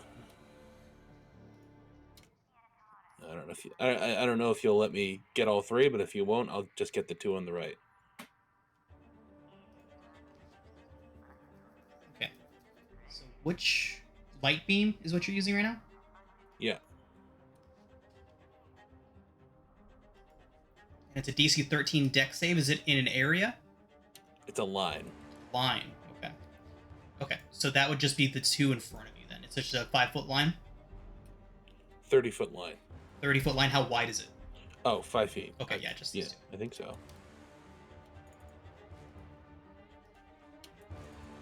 Against 20 points of damage. That is big damage.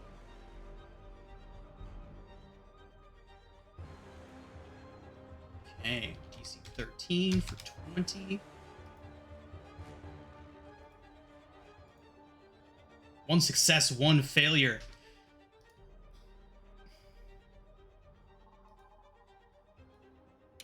As Clint's visor glows and does a literal cyclops. Oh no, did I? Oh no. Right. He had yellow hit points. He He succeeded. Oh, fuck. You see him go stiff for a brief moment, and then he falls back, and you all can see like the light shine through the hole that Clint just made in this man as he drops back onto the ground. Very much dead. Ah, shit.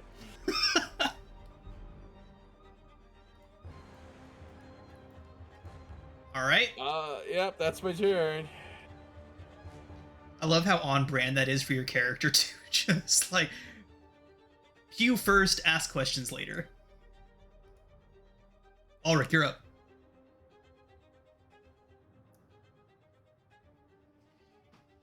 All right. Let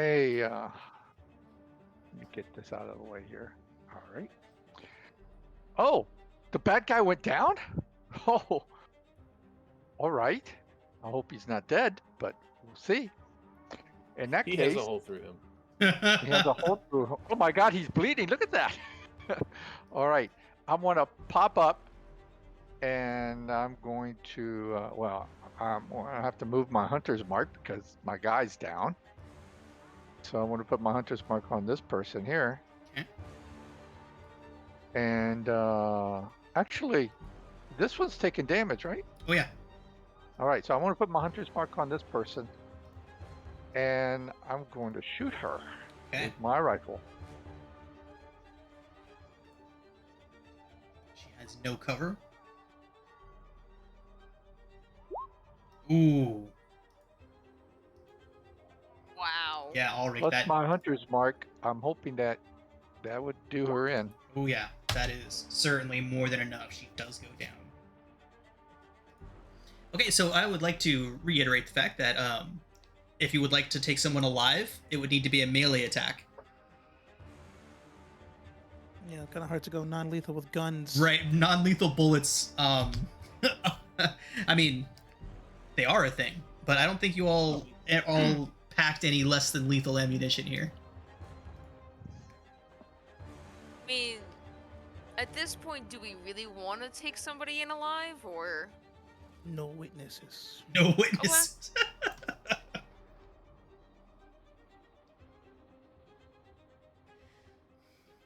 Okay.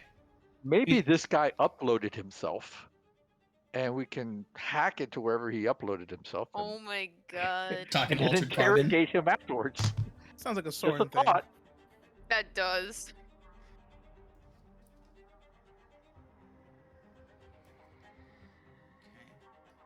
Anyway, we're in a firefight. Let's we can debate that afterwards. Soren's gonna Unless this pop up and person's giving continue up. doing what he's been doing. And continue hitting as he has been hitting. Denny? How much are you down by, Vesa? I am 5 of 21 right now. Oh shit. Okay, you could die here. So I'm going to crawl around, I guess. And then use the Misclick. rest of my. Wait. Misclick. Yeah, I can only Misclick. move in half. Okay. And I'm gonna use the ring expansion. So I'm gonna release all of the little nanobots from like my pack, and then direct them towards Vesa. Okay. And you get 15 healing back. Nice. Wow, thank you. Yeah, that's huge. As all these little nanobites are just repairing you as fast as it possibly can.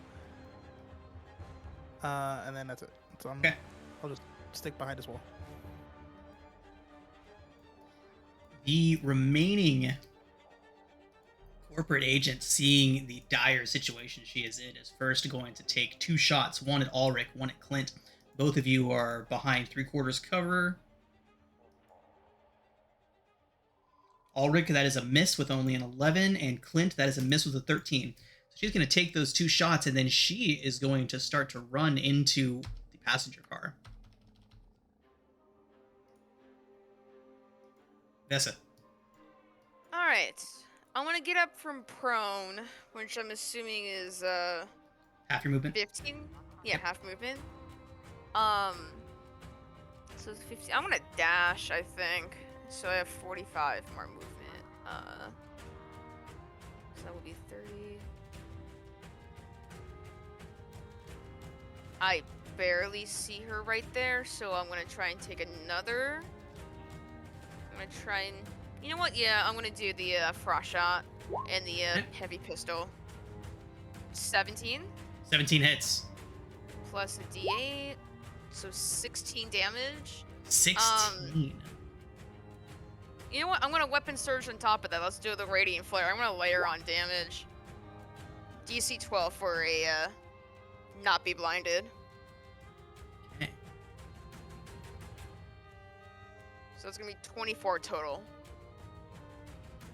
All right, Vesa. How do you take her down?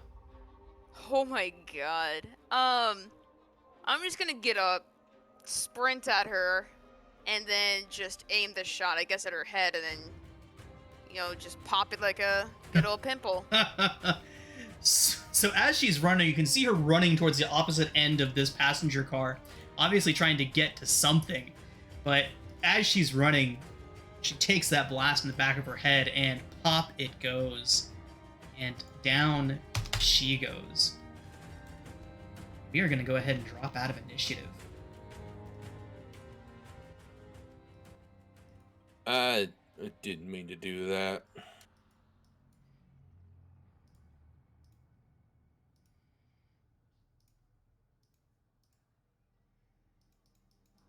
I look down, and then I see, you know, obviously the dead body. I'm like, oh, how did you do that? Well, I feel like I've been getting a bit stronger lately, and this was something that I heard that, you know, we could do.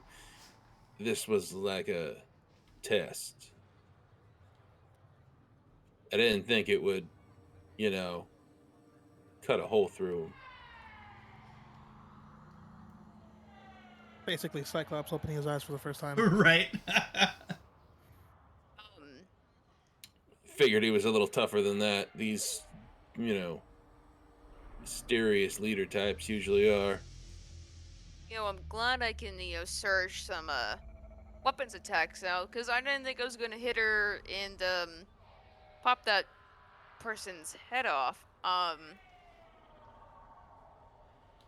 Wow. Yeah. Turns out it's hard to take down criminals without killing them.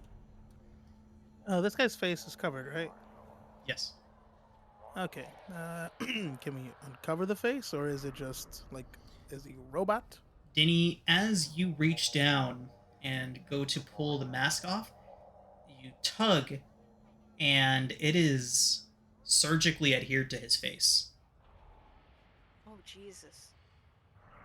Much the same as Rona's reaction. She says, "Oh. Well, that does shine some light on who these people are working for, at least." And she kind of starts going over the body. Says, "These people, they're trying to steal the information from the Hyperlands are part of a covert unit of corporate spies working for Zephyr Corps. I've been hearing about them, but I've never actually seen any of them before." She starts kind of looking around and she says, "The cybernetic augmentations, there's just no care for how they present themselves anymore. It's just..." She starts removing some of the armor, and he has cybernetic implants all over his body. He is probably about 40% machine at this point. Oh, jeez. That reminds me of, what's his name from Metal Gear Solid? Oh, jeez, that's terrifying.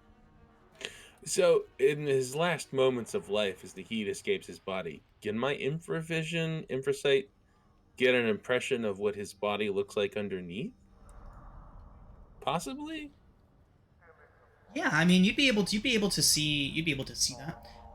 He was a human at one point. I mean, he still is, just dramatically modified in various different ways. But yeah, he was just a guy before he started having all this done to him. So they just cut up people so they can work as spies? No. These kind of procedures, they require a willing participant. This man did this to himself on purpose, or allowed others to do it to him.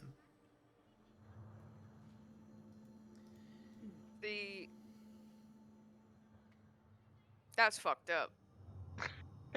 Well, let's search him to see if he has a jack or something. If he's that much machine, he may have something. Like I a hard drive or something. Yeah. I don't know if I want to look at that. Are you sure? Well, I was thinking more like behind the ear, on his neck, maybe the back of his head.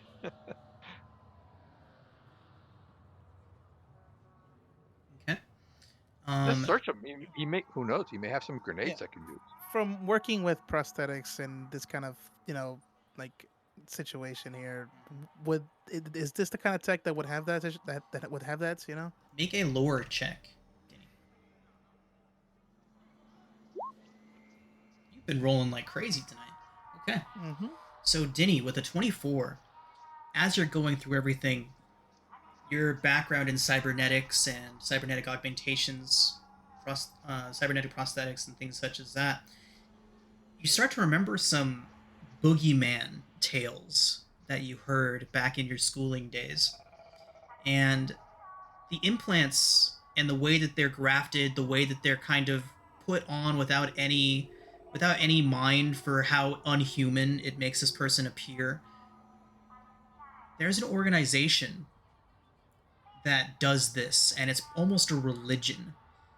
With a 24, Denny, there's no way to confirm this, as they don't really wear insignia or label themselves in any way, but there's an organization known as the Shadow Technocracy that strives to become their idea of perfect. And the way that they do that is to augment the living physical body to the point where it is all machine, and essentially remove the physical aspect from mortals and turn them into machines. This individual bears a lot of the markings that would align him with that particular way of thinking. Okay, yeah, I'll relay that to everyone. So this is a serious group that we shouldn't be fucking with. Rona nods and agrees with you, and she says that the Technocracy operates in the shadows.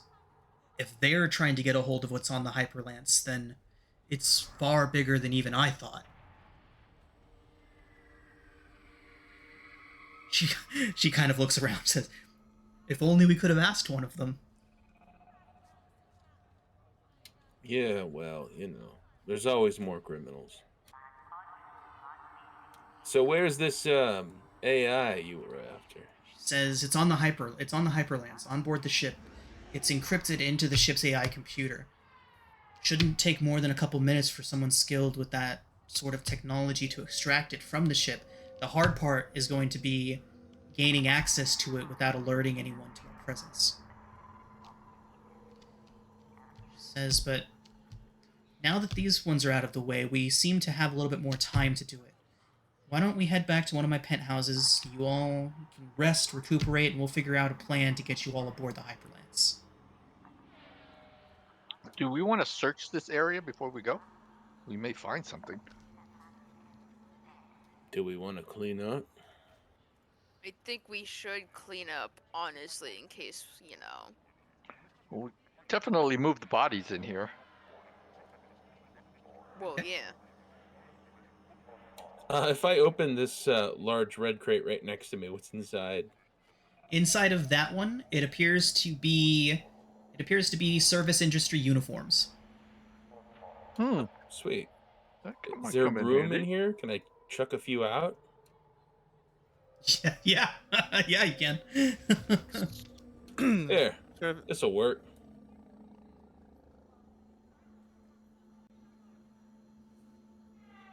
I mean, What do if you want to say? no, I was saying we should probably take some of these uniforms. I'm pretty sure it'll get us into some decent places. Oh, sure, that too.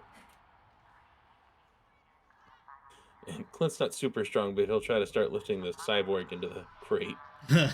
Yeah, I'm gonna just take everything out of his pockets, take his whatever gear looks good, whatever prosthetics on him looks salvageable. The nature of his cybernetics are very much grafted to him specifically, Denny. So unfortunately, they're not anything salvageable there. But go ahead and roll a d20. Sure. Okay, this individual had 30 cubits worth of currency on him. Okay. Yeah, might as well search the other guards here, see if they have anything on them of any use. Okay. By the way, everyone gets 66 cubits in total from the original 300, and then 30 from this guy. All right. 60s. Go ahead and roll 2d10 for each of the corporate agents, or one each, I should say. Okay. So 14 cues you find on the corporate agents, and then let's go ahead and get 3d6 for the gang members. 3d6. 1d6 each. Okay. We'll go with the higher number there. 13. Okay. That is how many cues you find on the gang members.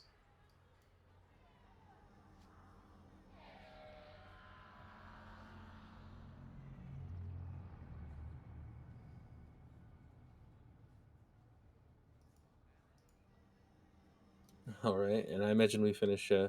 We'll just stuff. Is there enough room for 4 bodies, 5 bodies? I mean, if you open up all the crates and remove stuff, you can probably get all the bodies into these crates. Anything interesting in the other crates, or just generic crap? Make an investigation check. Sure. There's always something in here. Oh, wow. My first bad roll. Yeah, unfortunate. Dinny with a 9, you do not find anything of additional interest. All right. Tupperware. Tupperware. It's all Tupperware. Oh my god. That reminds me of I'm sorry, I have to share this real quick.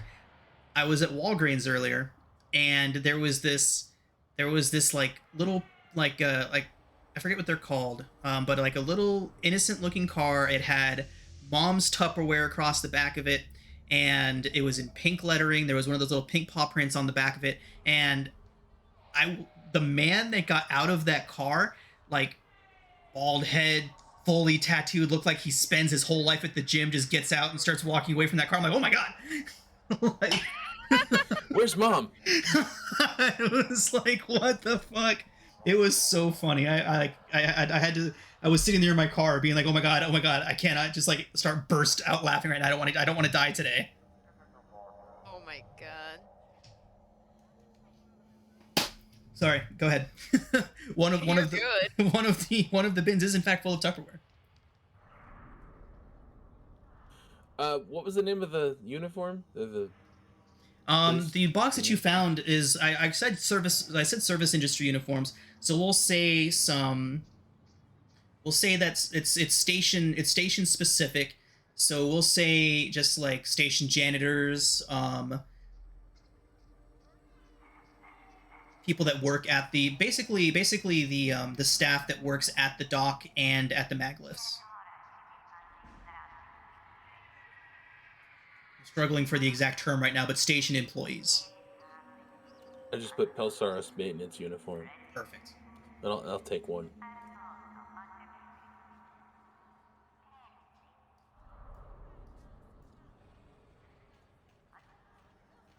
Yeah, I'll also take one.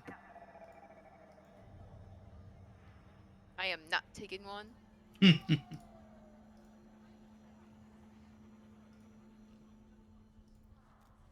Not that it would probably help Clint blend in with anything. But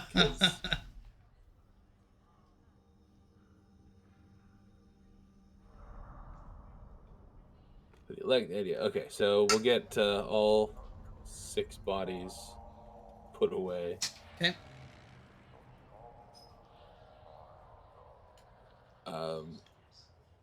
Is anyone else on this station? Is this a mysteriously deserted station? It is, in fact, a mysteriously deserted platform. No one is here. In fact, through the entrance that you can see, the station employees that are making their way past that station, past that entrance, are very, very intently not looking in here. Any cameras? Make a perception check. God damn it. Denny, there are 4 cameras here. They all appear to have been destroyed. Oh, jeez. Oh, they're destroyed? Ooh. I get the impression this place was probably rented, for lack of a better term. Borrowed. Yeah. But we should probably not stick around. Yeah, let's get out of here. Yeah, let's go. To the penthouse. To the penthouse.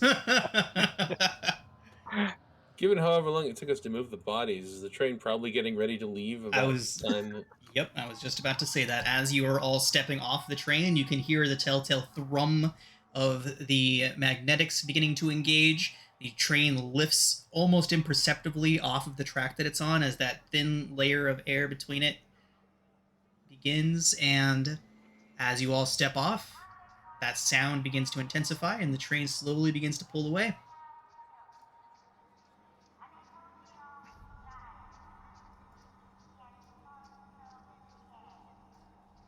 All right.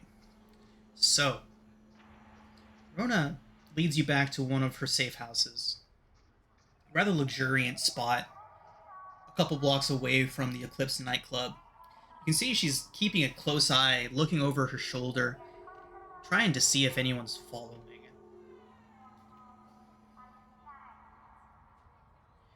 And can I get a group perception check, please?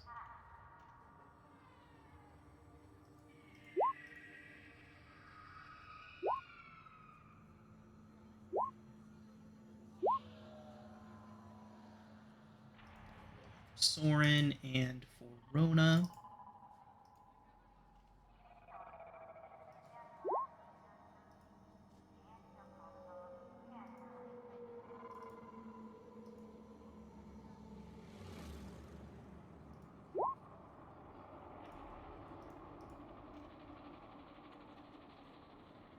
Okay.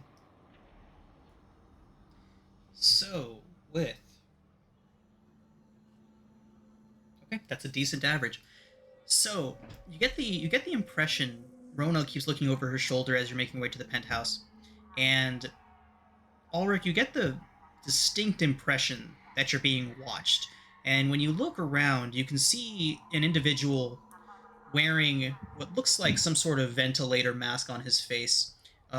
He takes it off, and his eyes are just like kind of bulging, covered in tattoos. His hair is a mess, multiple colors. Seems to have had multiple studs all over his face. And he looks at you and he sees that you notice him, and then he immediately turns and bolts. And so I raised the alarm. I said, "Is this guy part of your staff, or?" Rona says, "No, he's not one of mine. He likely works for the Omega Fist. They're probably wondering what happened to all their guys. Wouldn't worry about it too much yet. They're bound to figure out that we've interfered in their plans, but..." Okay. So our The secret is out then. Well, the delivery is on its way. Right. He says, "Something tells me that the Omega Fist is the lowest tier here, on the bottom of the pecking order. If they confront us again, we may be able to talk them out of doing anything foolish."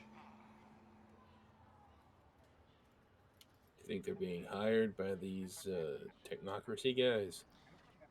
I would more assume that they're being hired by the Zephyr Corps. I doubt if the Shadow Technocracy is involved in this, I very much doubt that they have any desire to interact with people like that.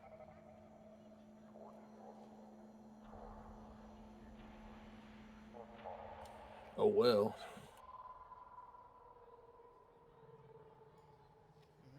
So, Rona does get you all back to her safe house without any further interruption. You can all go ahead and take a long rest. Nice.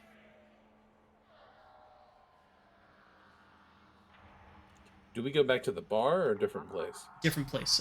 It is a apartment, several dozen floors up. One of the places that Rona has designated as one of her safe houses. As you're traveling, she does tell you a little bit more about herself. She is a former Silrain Defense Force operative.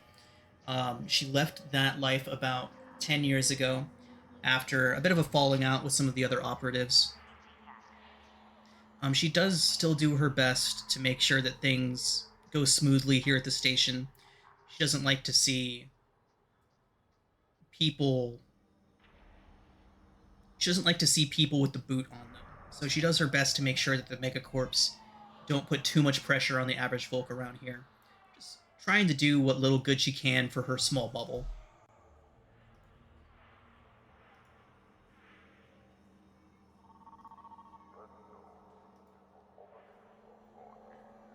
All right.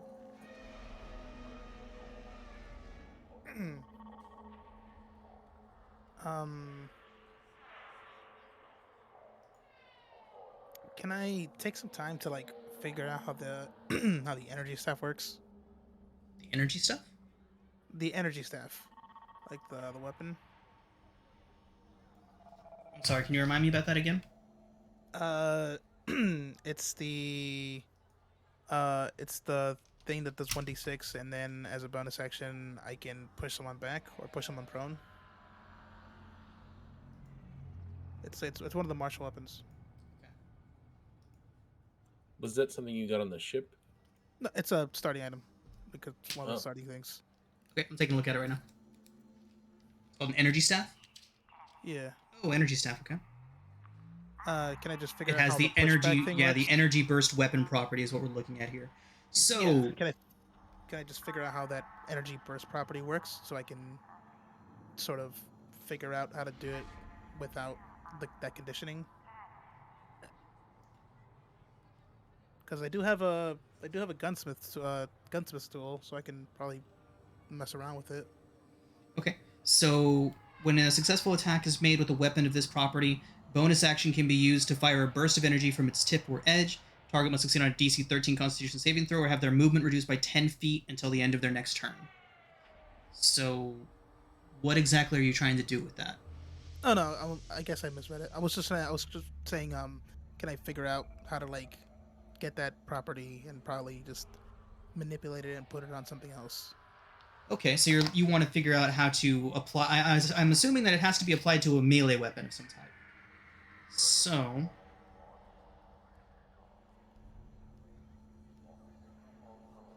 Okay, in that case, just forget it. It's fine. I was just. Yeah, so I would definitely say that it would need to be attached to a melee weapon of some kind.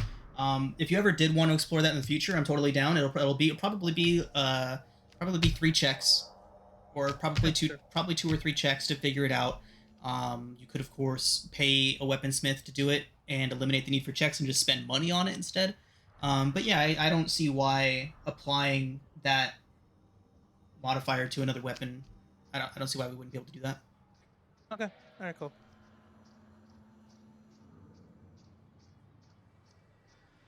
All right, so let me know when you all are done with your long rests. I'm good. Yeah, I'm all set up.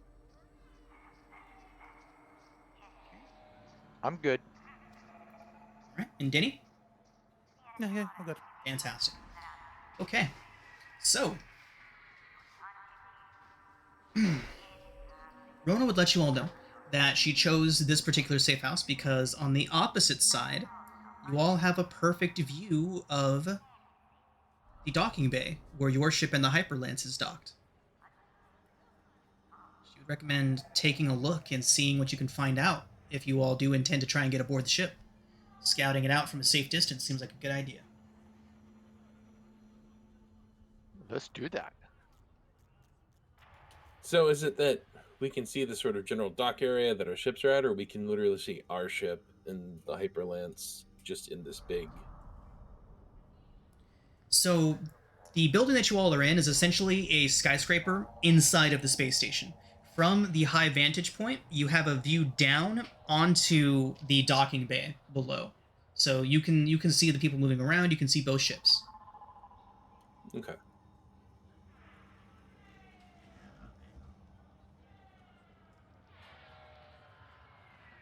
Can we differentiate between armed guards and maintenance workers? Yeah, I would say that you'd be able to. Just the basics of what you can see is there is an energy shield at the end of the launch ramp. There's 2 entrances on either side of the docking bay. There are security guards surveying the area. As you're watching, you can see them randomly approaching any visitors in the docking bay, scanning them, asking them questions, and then having them move on.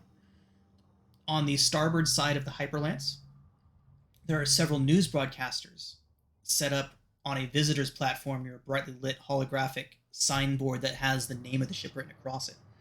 You can see these news broadcasters, every now and then, 2 or 3 of them get led into the ship. And then after about 15 minutes, they're led back off the ship.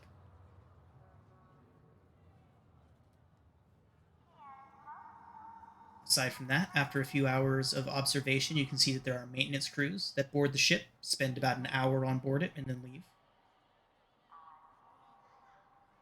And every 2 hours, a team of 3 security personnel board the ship, walk around, and then leave. Are the maintenance guys wearing the same jumpsuits that we took? They are. Haha. There you go. That's our ticket, guys. We didn't take enough jumpsuits, though, did we? I took one, and I think you. No, we took took one. 2. We could send folks in to do some recon. Yeah, I think we only had 2 jumpsuits anyway. Yeah, it's if I remember correctly. You're not normally going to have 6 people having jumpsuits, maintenance crew that big. That kind of make draw even more attention. No, and Clint probably wouldn't try anyway because he kind of sticks out regardless. Yeah, the thing is, who are we gonna have, use the jumpsuits to obviously go in and scout it out? Because I don't think, a Bellari would obviously, be able to do it because they would stick out like a sore thumb, but... Well, I'm a straight up human. Alric is a straight up human. Yeah. Now I'll ask Grona, what does taking this AI involve exactly? Says, well, the ship does appear to be in a low power state. You need to get aboard, power up the main reactor, tap into the nav computer, And then from there on, as long as you have someone that knows their way around a computer system, it shouldn't take more than a few minutes to extract the AI. Well, we're going to need a computer guy. I mean, I think we have a few people, I think, in the crew that know. Soren is So- your designated computer Soren guy. is- yeah, Soren is. Yeah. Well, he's got to be part of the away team. So it could be Alric and Soren. I might be able to make a distraction. I don't know how long it'll last, but Yeah, because I was gonna say, if we're gonna do distraction, I think I have to be with you at least. Potentially. the thing with what?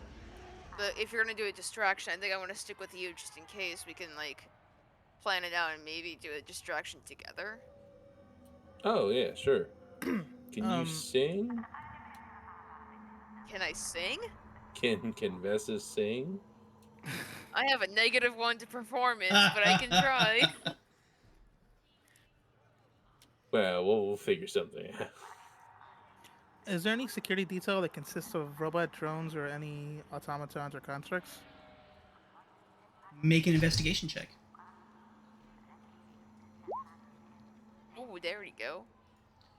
Yes, a couple of security details do have relatively large numbers. A few of them do have what look like automatons. And furthermore, you all see one of those security details. They seem to be doing it during one of the shift changes, during a more chaotic time.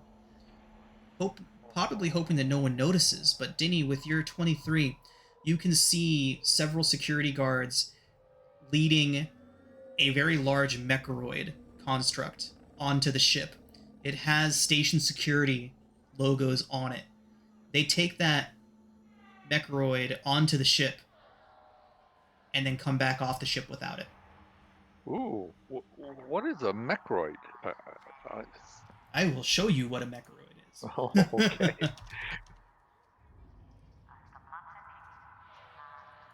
They just took one of these onto the ship and left without it. Oh, that looks Okay, what is that? They left looks it like on board. like some kind of armored defense unit. Some kind of mech. Oh my, oh, what's his name from Overwatch? It reminds me of like a beefy Bastion. version of Bastion. Bad Robot. Yeah. Yeah, Bastion. Nice. Also, are the you said there's shields like kind of like blocking off some parts, right? Energy shields at the end of the launch ramp. I can. Well, whoever wants to infiltrate, you guys can take my rig, and I can EMP from a distance. But mean, then without that, I'd be without Esper powers. But Rona does point out that they left that thing on there as defense. Probably don't want to try fighting it. No. I mean, because the thing is, I have a +2 to stealth, but I'm wearing heavy armor. So I'm going to have disadvantage if I want to try and get in there. So I'm trying to think of maybe if we pretend that somehow one of the crews of the hyperspace want to, like, or at least the station wants to get in, right? And maybe, you know, they hired me as a bodyguard, and with my background being a mercenary, it kind of like comes through. okay, But just to put everything. Okay, where are we? So let's say this is the building we're in, right? So we're across from the dock. Is that right? So if this is the building you're in, the docking platform would be over here. I'll go ahead and draw it for you. I think you may want to switch where I don't see anything other than the star field, right? The star map. Right, we're talking right over here. Left of the galaxy map. Which is the Yeah, couple all I boxes see down. is the galaxy map. Oh, talking left of it. Okay. Left, yes. Yep. We Yeah, just what put Oh, a couple there it boxes is. down. Yep. I Yep. see it. Okay. So the red box would be the building that you are all currently occupying, looking down into the docking bay. Then we've got the entire blue box would be the docking bay. Green box is the hyperlance. Your ship, we will call your ship the yellow box.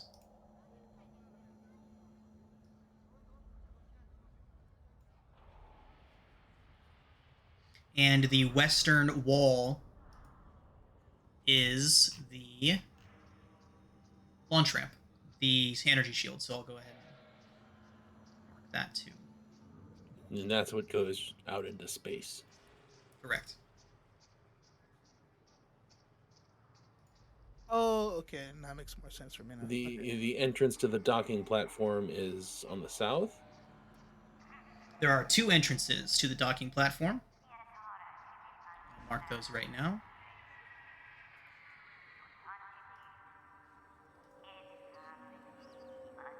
Call those the orange. There's an entrance here and here.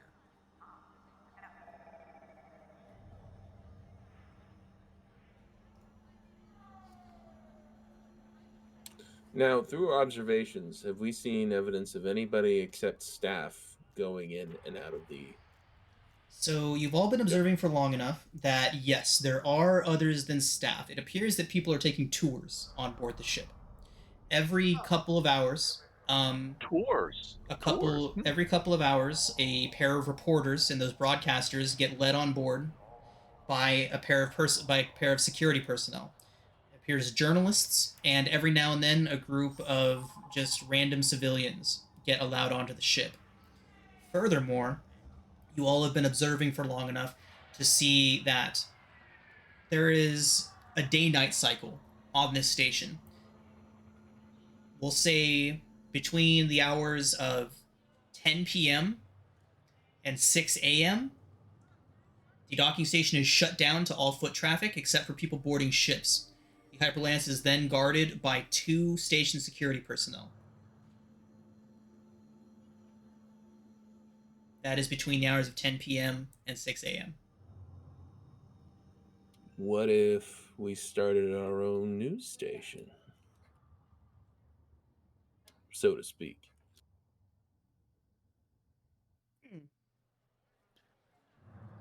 Uh, Do I see them checking for like press badges and shit like that? For perception or investigation, whichever you'd prefer. Sure. Okay. With an 18 perception, they are in fact checking for press badges. So either we fake one or Rona, you're the connected type. Can you get us one of those? My go-to is usually just to bribe station security when I need to. oh, that works. We got money. Yeah, we got money, yeah. Let's look for your local paperboy and see. Well, if they're willing to slack off on the job, and we'll just take over for a day. Something like that. So I could we'll probably sneak also in. buy you some press passes. It's also an option. Even better, right? Right. But then we need to find out how to split off from that group once we're in. Exactly, you would be escorted through the ship.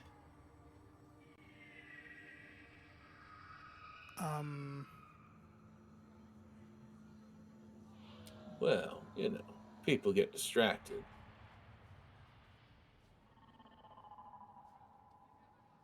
Or So many options. Oh man. Or you don't have to go in.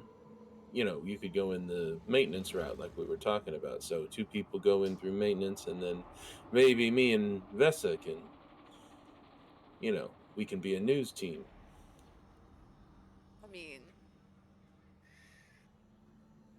Maybe one of us can apply for a job at the actual station itself, like not the station, but like to work security detail, and you I know. mean, as a part of my backstory, I did want to try and do something related to that, and sort of like, oh no, I guess it's more like soldier work and looking to serve and protect. So maybe, Yeah, that works. yeah.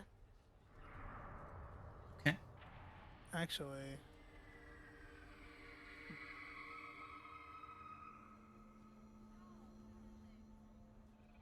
Unless I can maybe apply. Wait, wasn't it? I'm trying to look. Wait, hold on. I have notes. I mean, Rona was formerly a part of the Saurian Defense Agency, so would there be any way she would know that there's like people of that agency on this station itself, or? Well, Rona is formerly of the Silverian Defense Force herself. So she would let you know that the Silverian Defense Force doesn't operate too openly on the station. The Megacorps do not like their presence being overtly present. So there's not too much going on here. However, being a member of the Silverian Defense Force, even former member, does certainly help getting certain types of jobs, like security jobs, and things like that.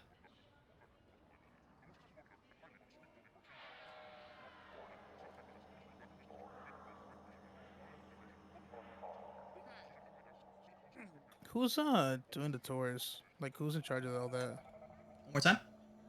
Who's in? Do we know who's in charge of doing the tours and all that? Like, who's like presenting this? Okay. So how many checks have we made at figuring all this out? Let's see. We have a 23 perception. That was the group perception checks. We've had investigation and a perception check. 2 good checks. Let's go ahead. Is anybody making their way down there and kind of wandering around the station, running around the docking bay at all, asking questions, or are you all just using this vantage points for now? Well, I'm assuming there's cameras down there, right? There are. Yeah. There's a decent amount of foot traffic in and out of the docking bay, though. Right. So whoever goes down there, And we we have may want to be disguised or not be the whole group for sure. I think the big problem with you is the cameras, and there's very few ways to really disguise your face. Which I think is going to be the big problem if, we all go back down there and, you know, Your try and ship get is the there. AI. Well, yeah. yeah. Well, we can make our way to our ship and do That's some true. recon that way.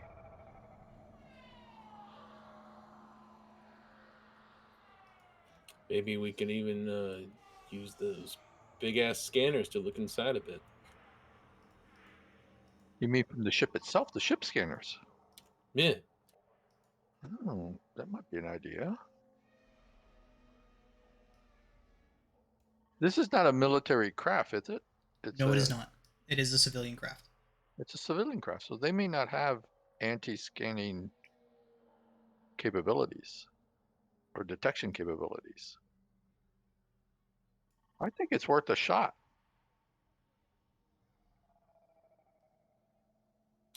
And if they catch us, we'll just blame it all on Johnny. Actually, what does Johnny see from there? Johnny's been hanging out in the ship. Yeah, he's still in there. Yeah, he's in the ship. Hmm.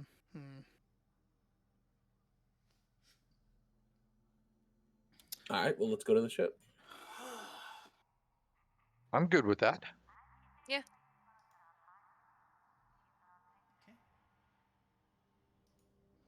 All right.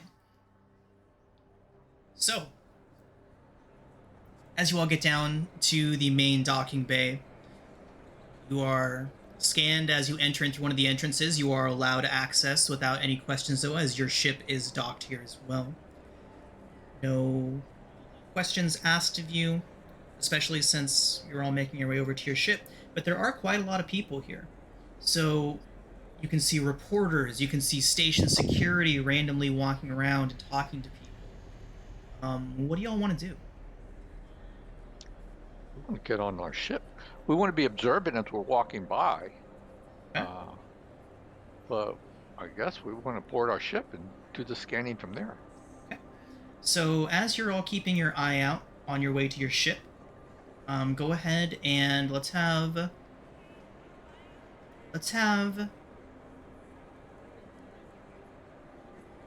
Danny, you've been making a lot of these. Let's go ahead and have somebody make a perception check. Danny's already made one, so it can't be from Danny this time. Okay.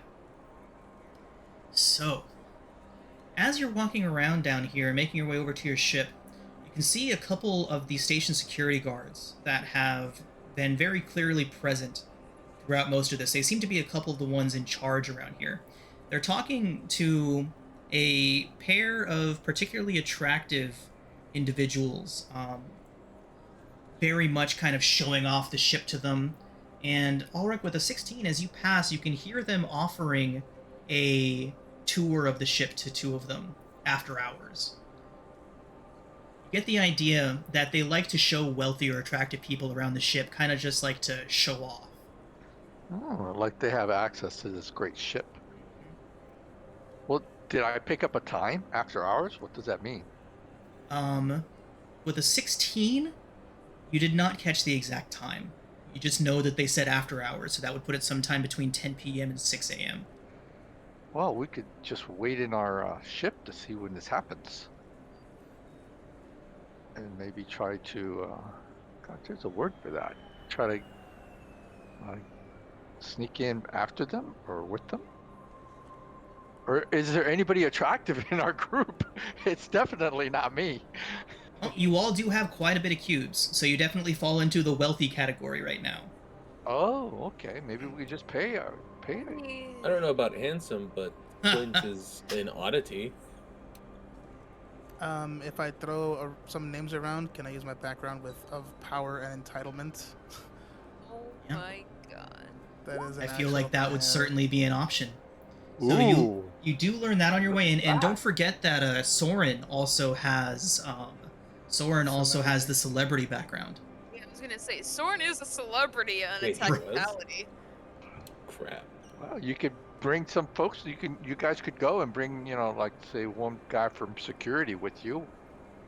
Yeah, I was gonna say, with Fellow at Arms, can I just renounce that I am some sort of bodyguard potentially? Because I have the mercenary idea background, but Yeah, so am I. So maybe I that's could true. assist. By the So way, maybe this is I the could- most I've seen anyone use any background in any D&D related game. Nice. Good. Okay. So yeah, these are all certainly options that you can explore. But for now, you wanted to get aboard your ship and see what you can find out with your advanced sensor array, correct? Yeah. Yep. That's Okay. kind of our next step. Okay. So, once you do get aboard the ship,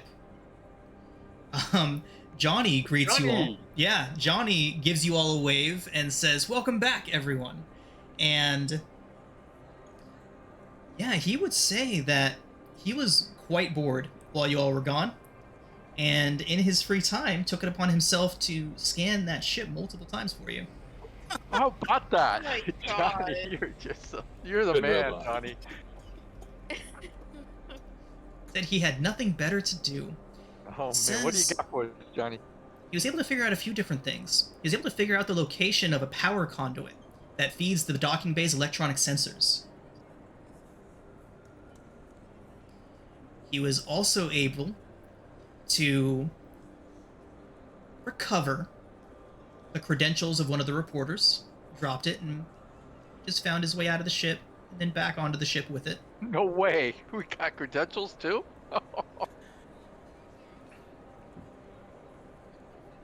And then he says that he has not gotten a chance to scan after they brought that Mechroid on board, but he was just about to do that.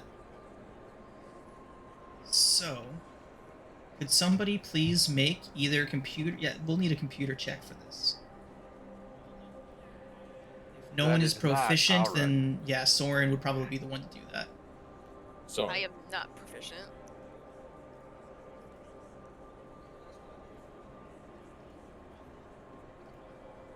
see what Soren can do. Space guidance. Space guidance. It's just +2, right? D4. A D4? D4 for space guidance, yeah. Okay. Space bless is just the +2. Yeah. Go ahead and roll that D4, Danny. Sure. Okay, so 19 is still very good. So Soren is able to figure out that the mech that they took aboard the ship is not a combat mech. It is a loading mech. However, with a 19, Soren is also able to figure out that that loading mech has been programmed to attack any intruders that are not accompanied by station security. We got to get some kind of station security ID or something along those lines. Well, we have those press passes. Well, yeah, but that's not Yeah. station security. That's just press passes. Well, right, but we just need somebody to escort us. Oh, I see. And then we acquire their passes. Well, now, what do the maintenance guys have? The maintenance guys, they appear to have their own passes to get aboard the ship. They go in twice a day during operating hours, so between the hours of 6 a.m. and 10 p.m. They would be going on board. What's Johnny's I'm just checking his character sheet actually right now. I think he's still level 2, by the way. Is he? Oh yeah. Did we give him sleight of hand? No, we didn't. Ugh.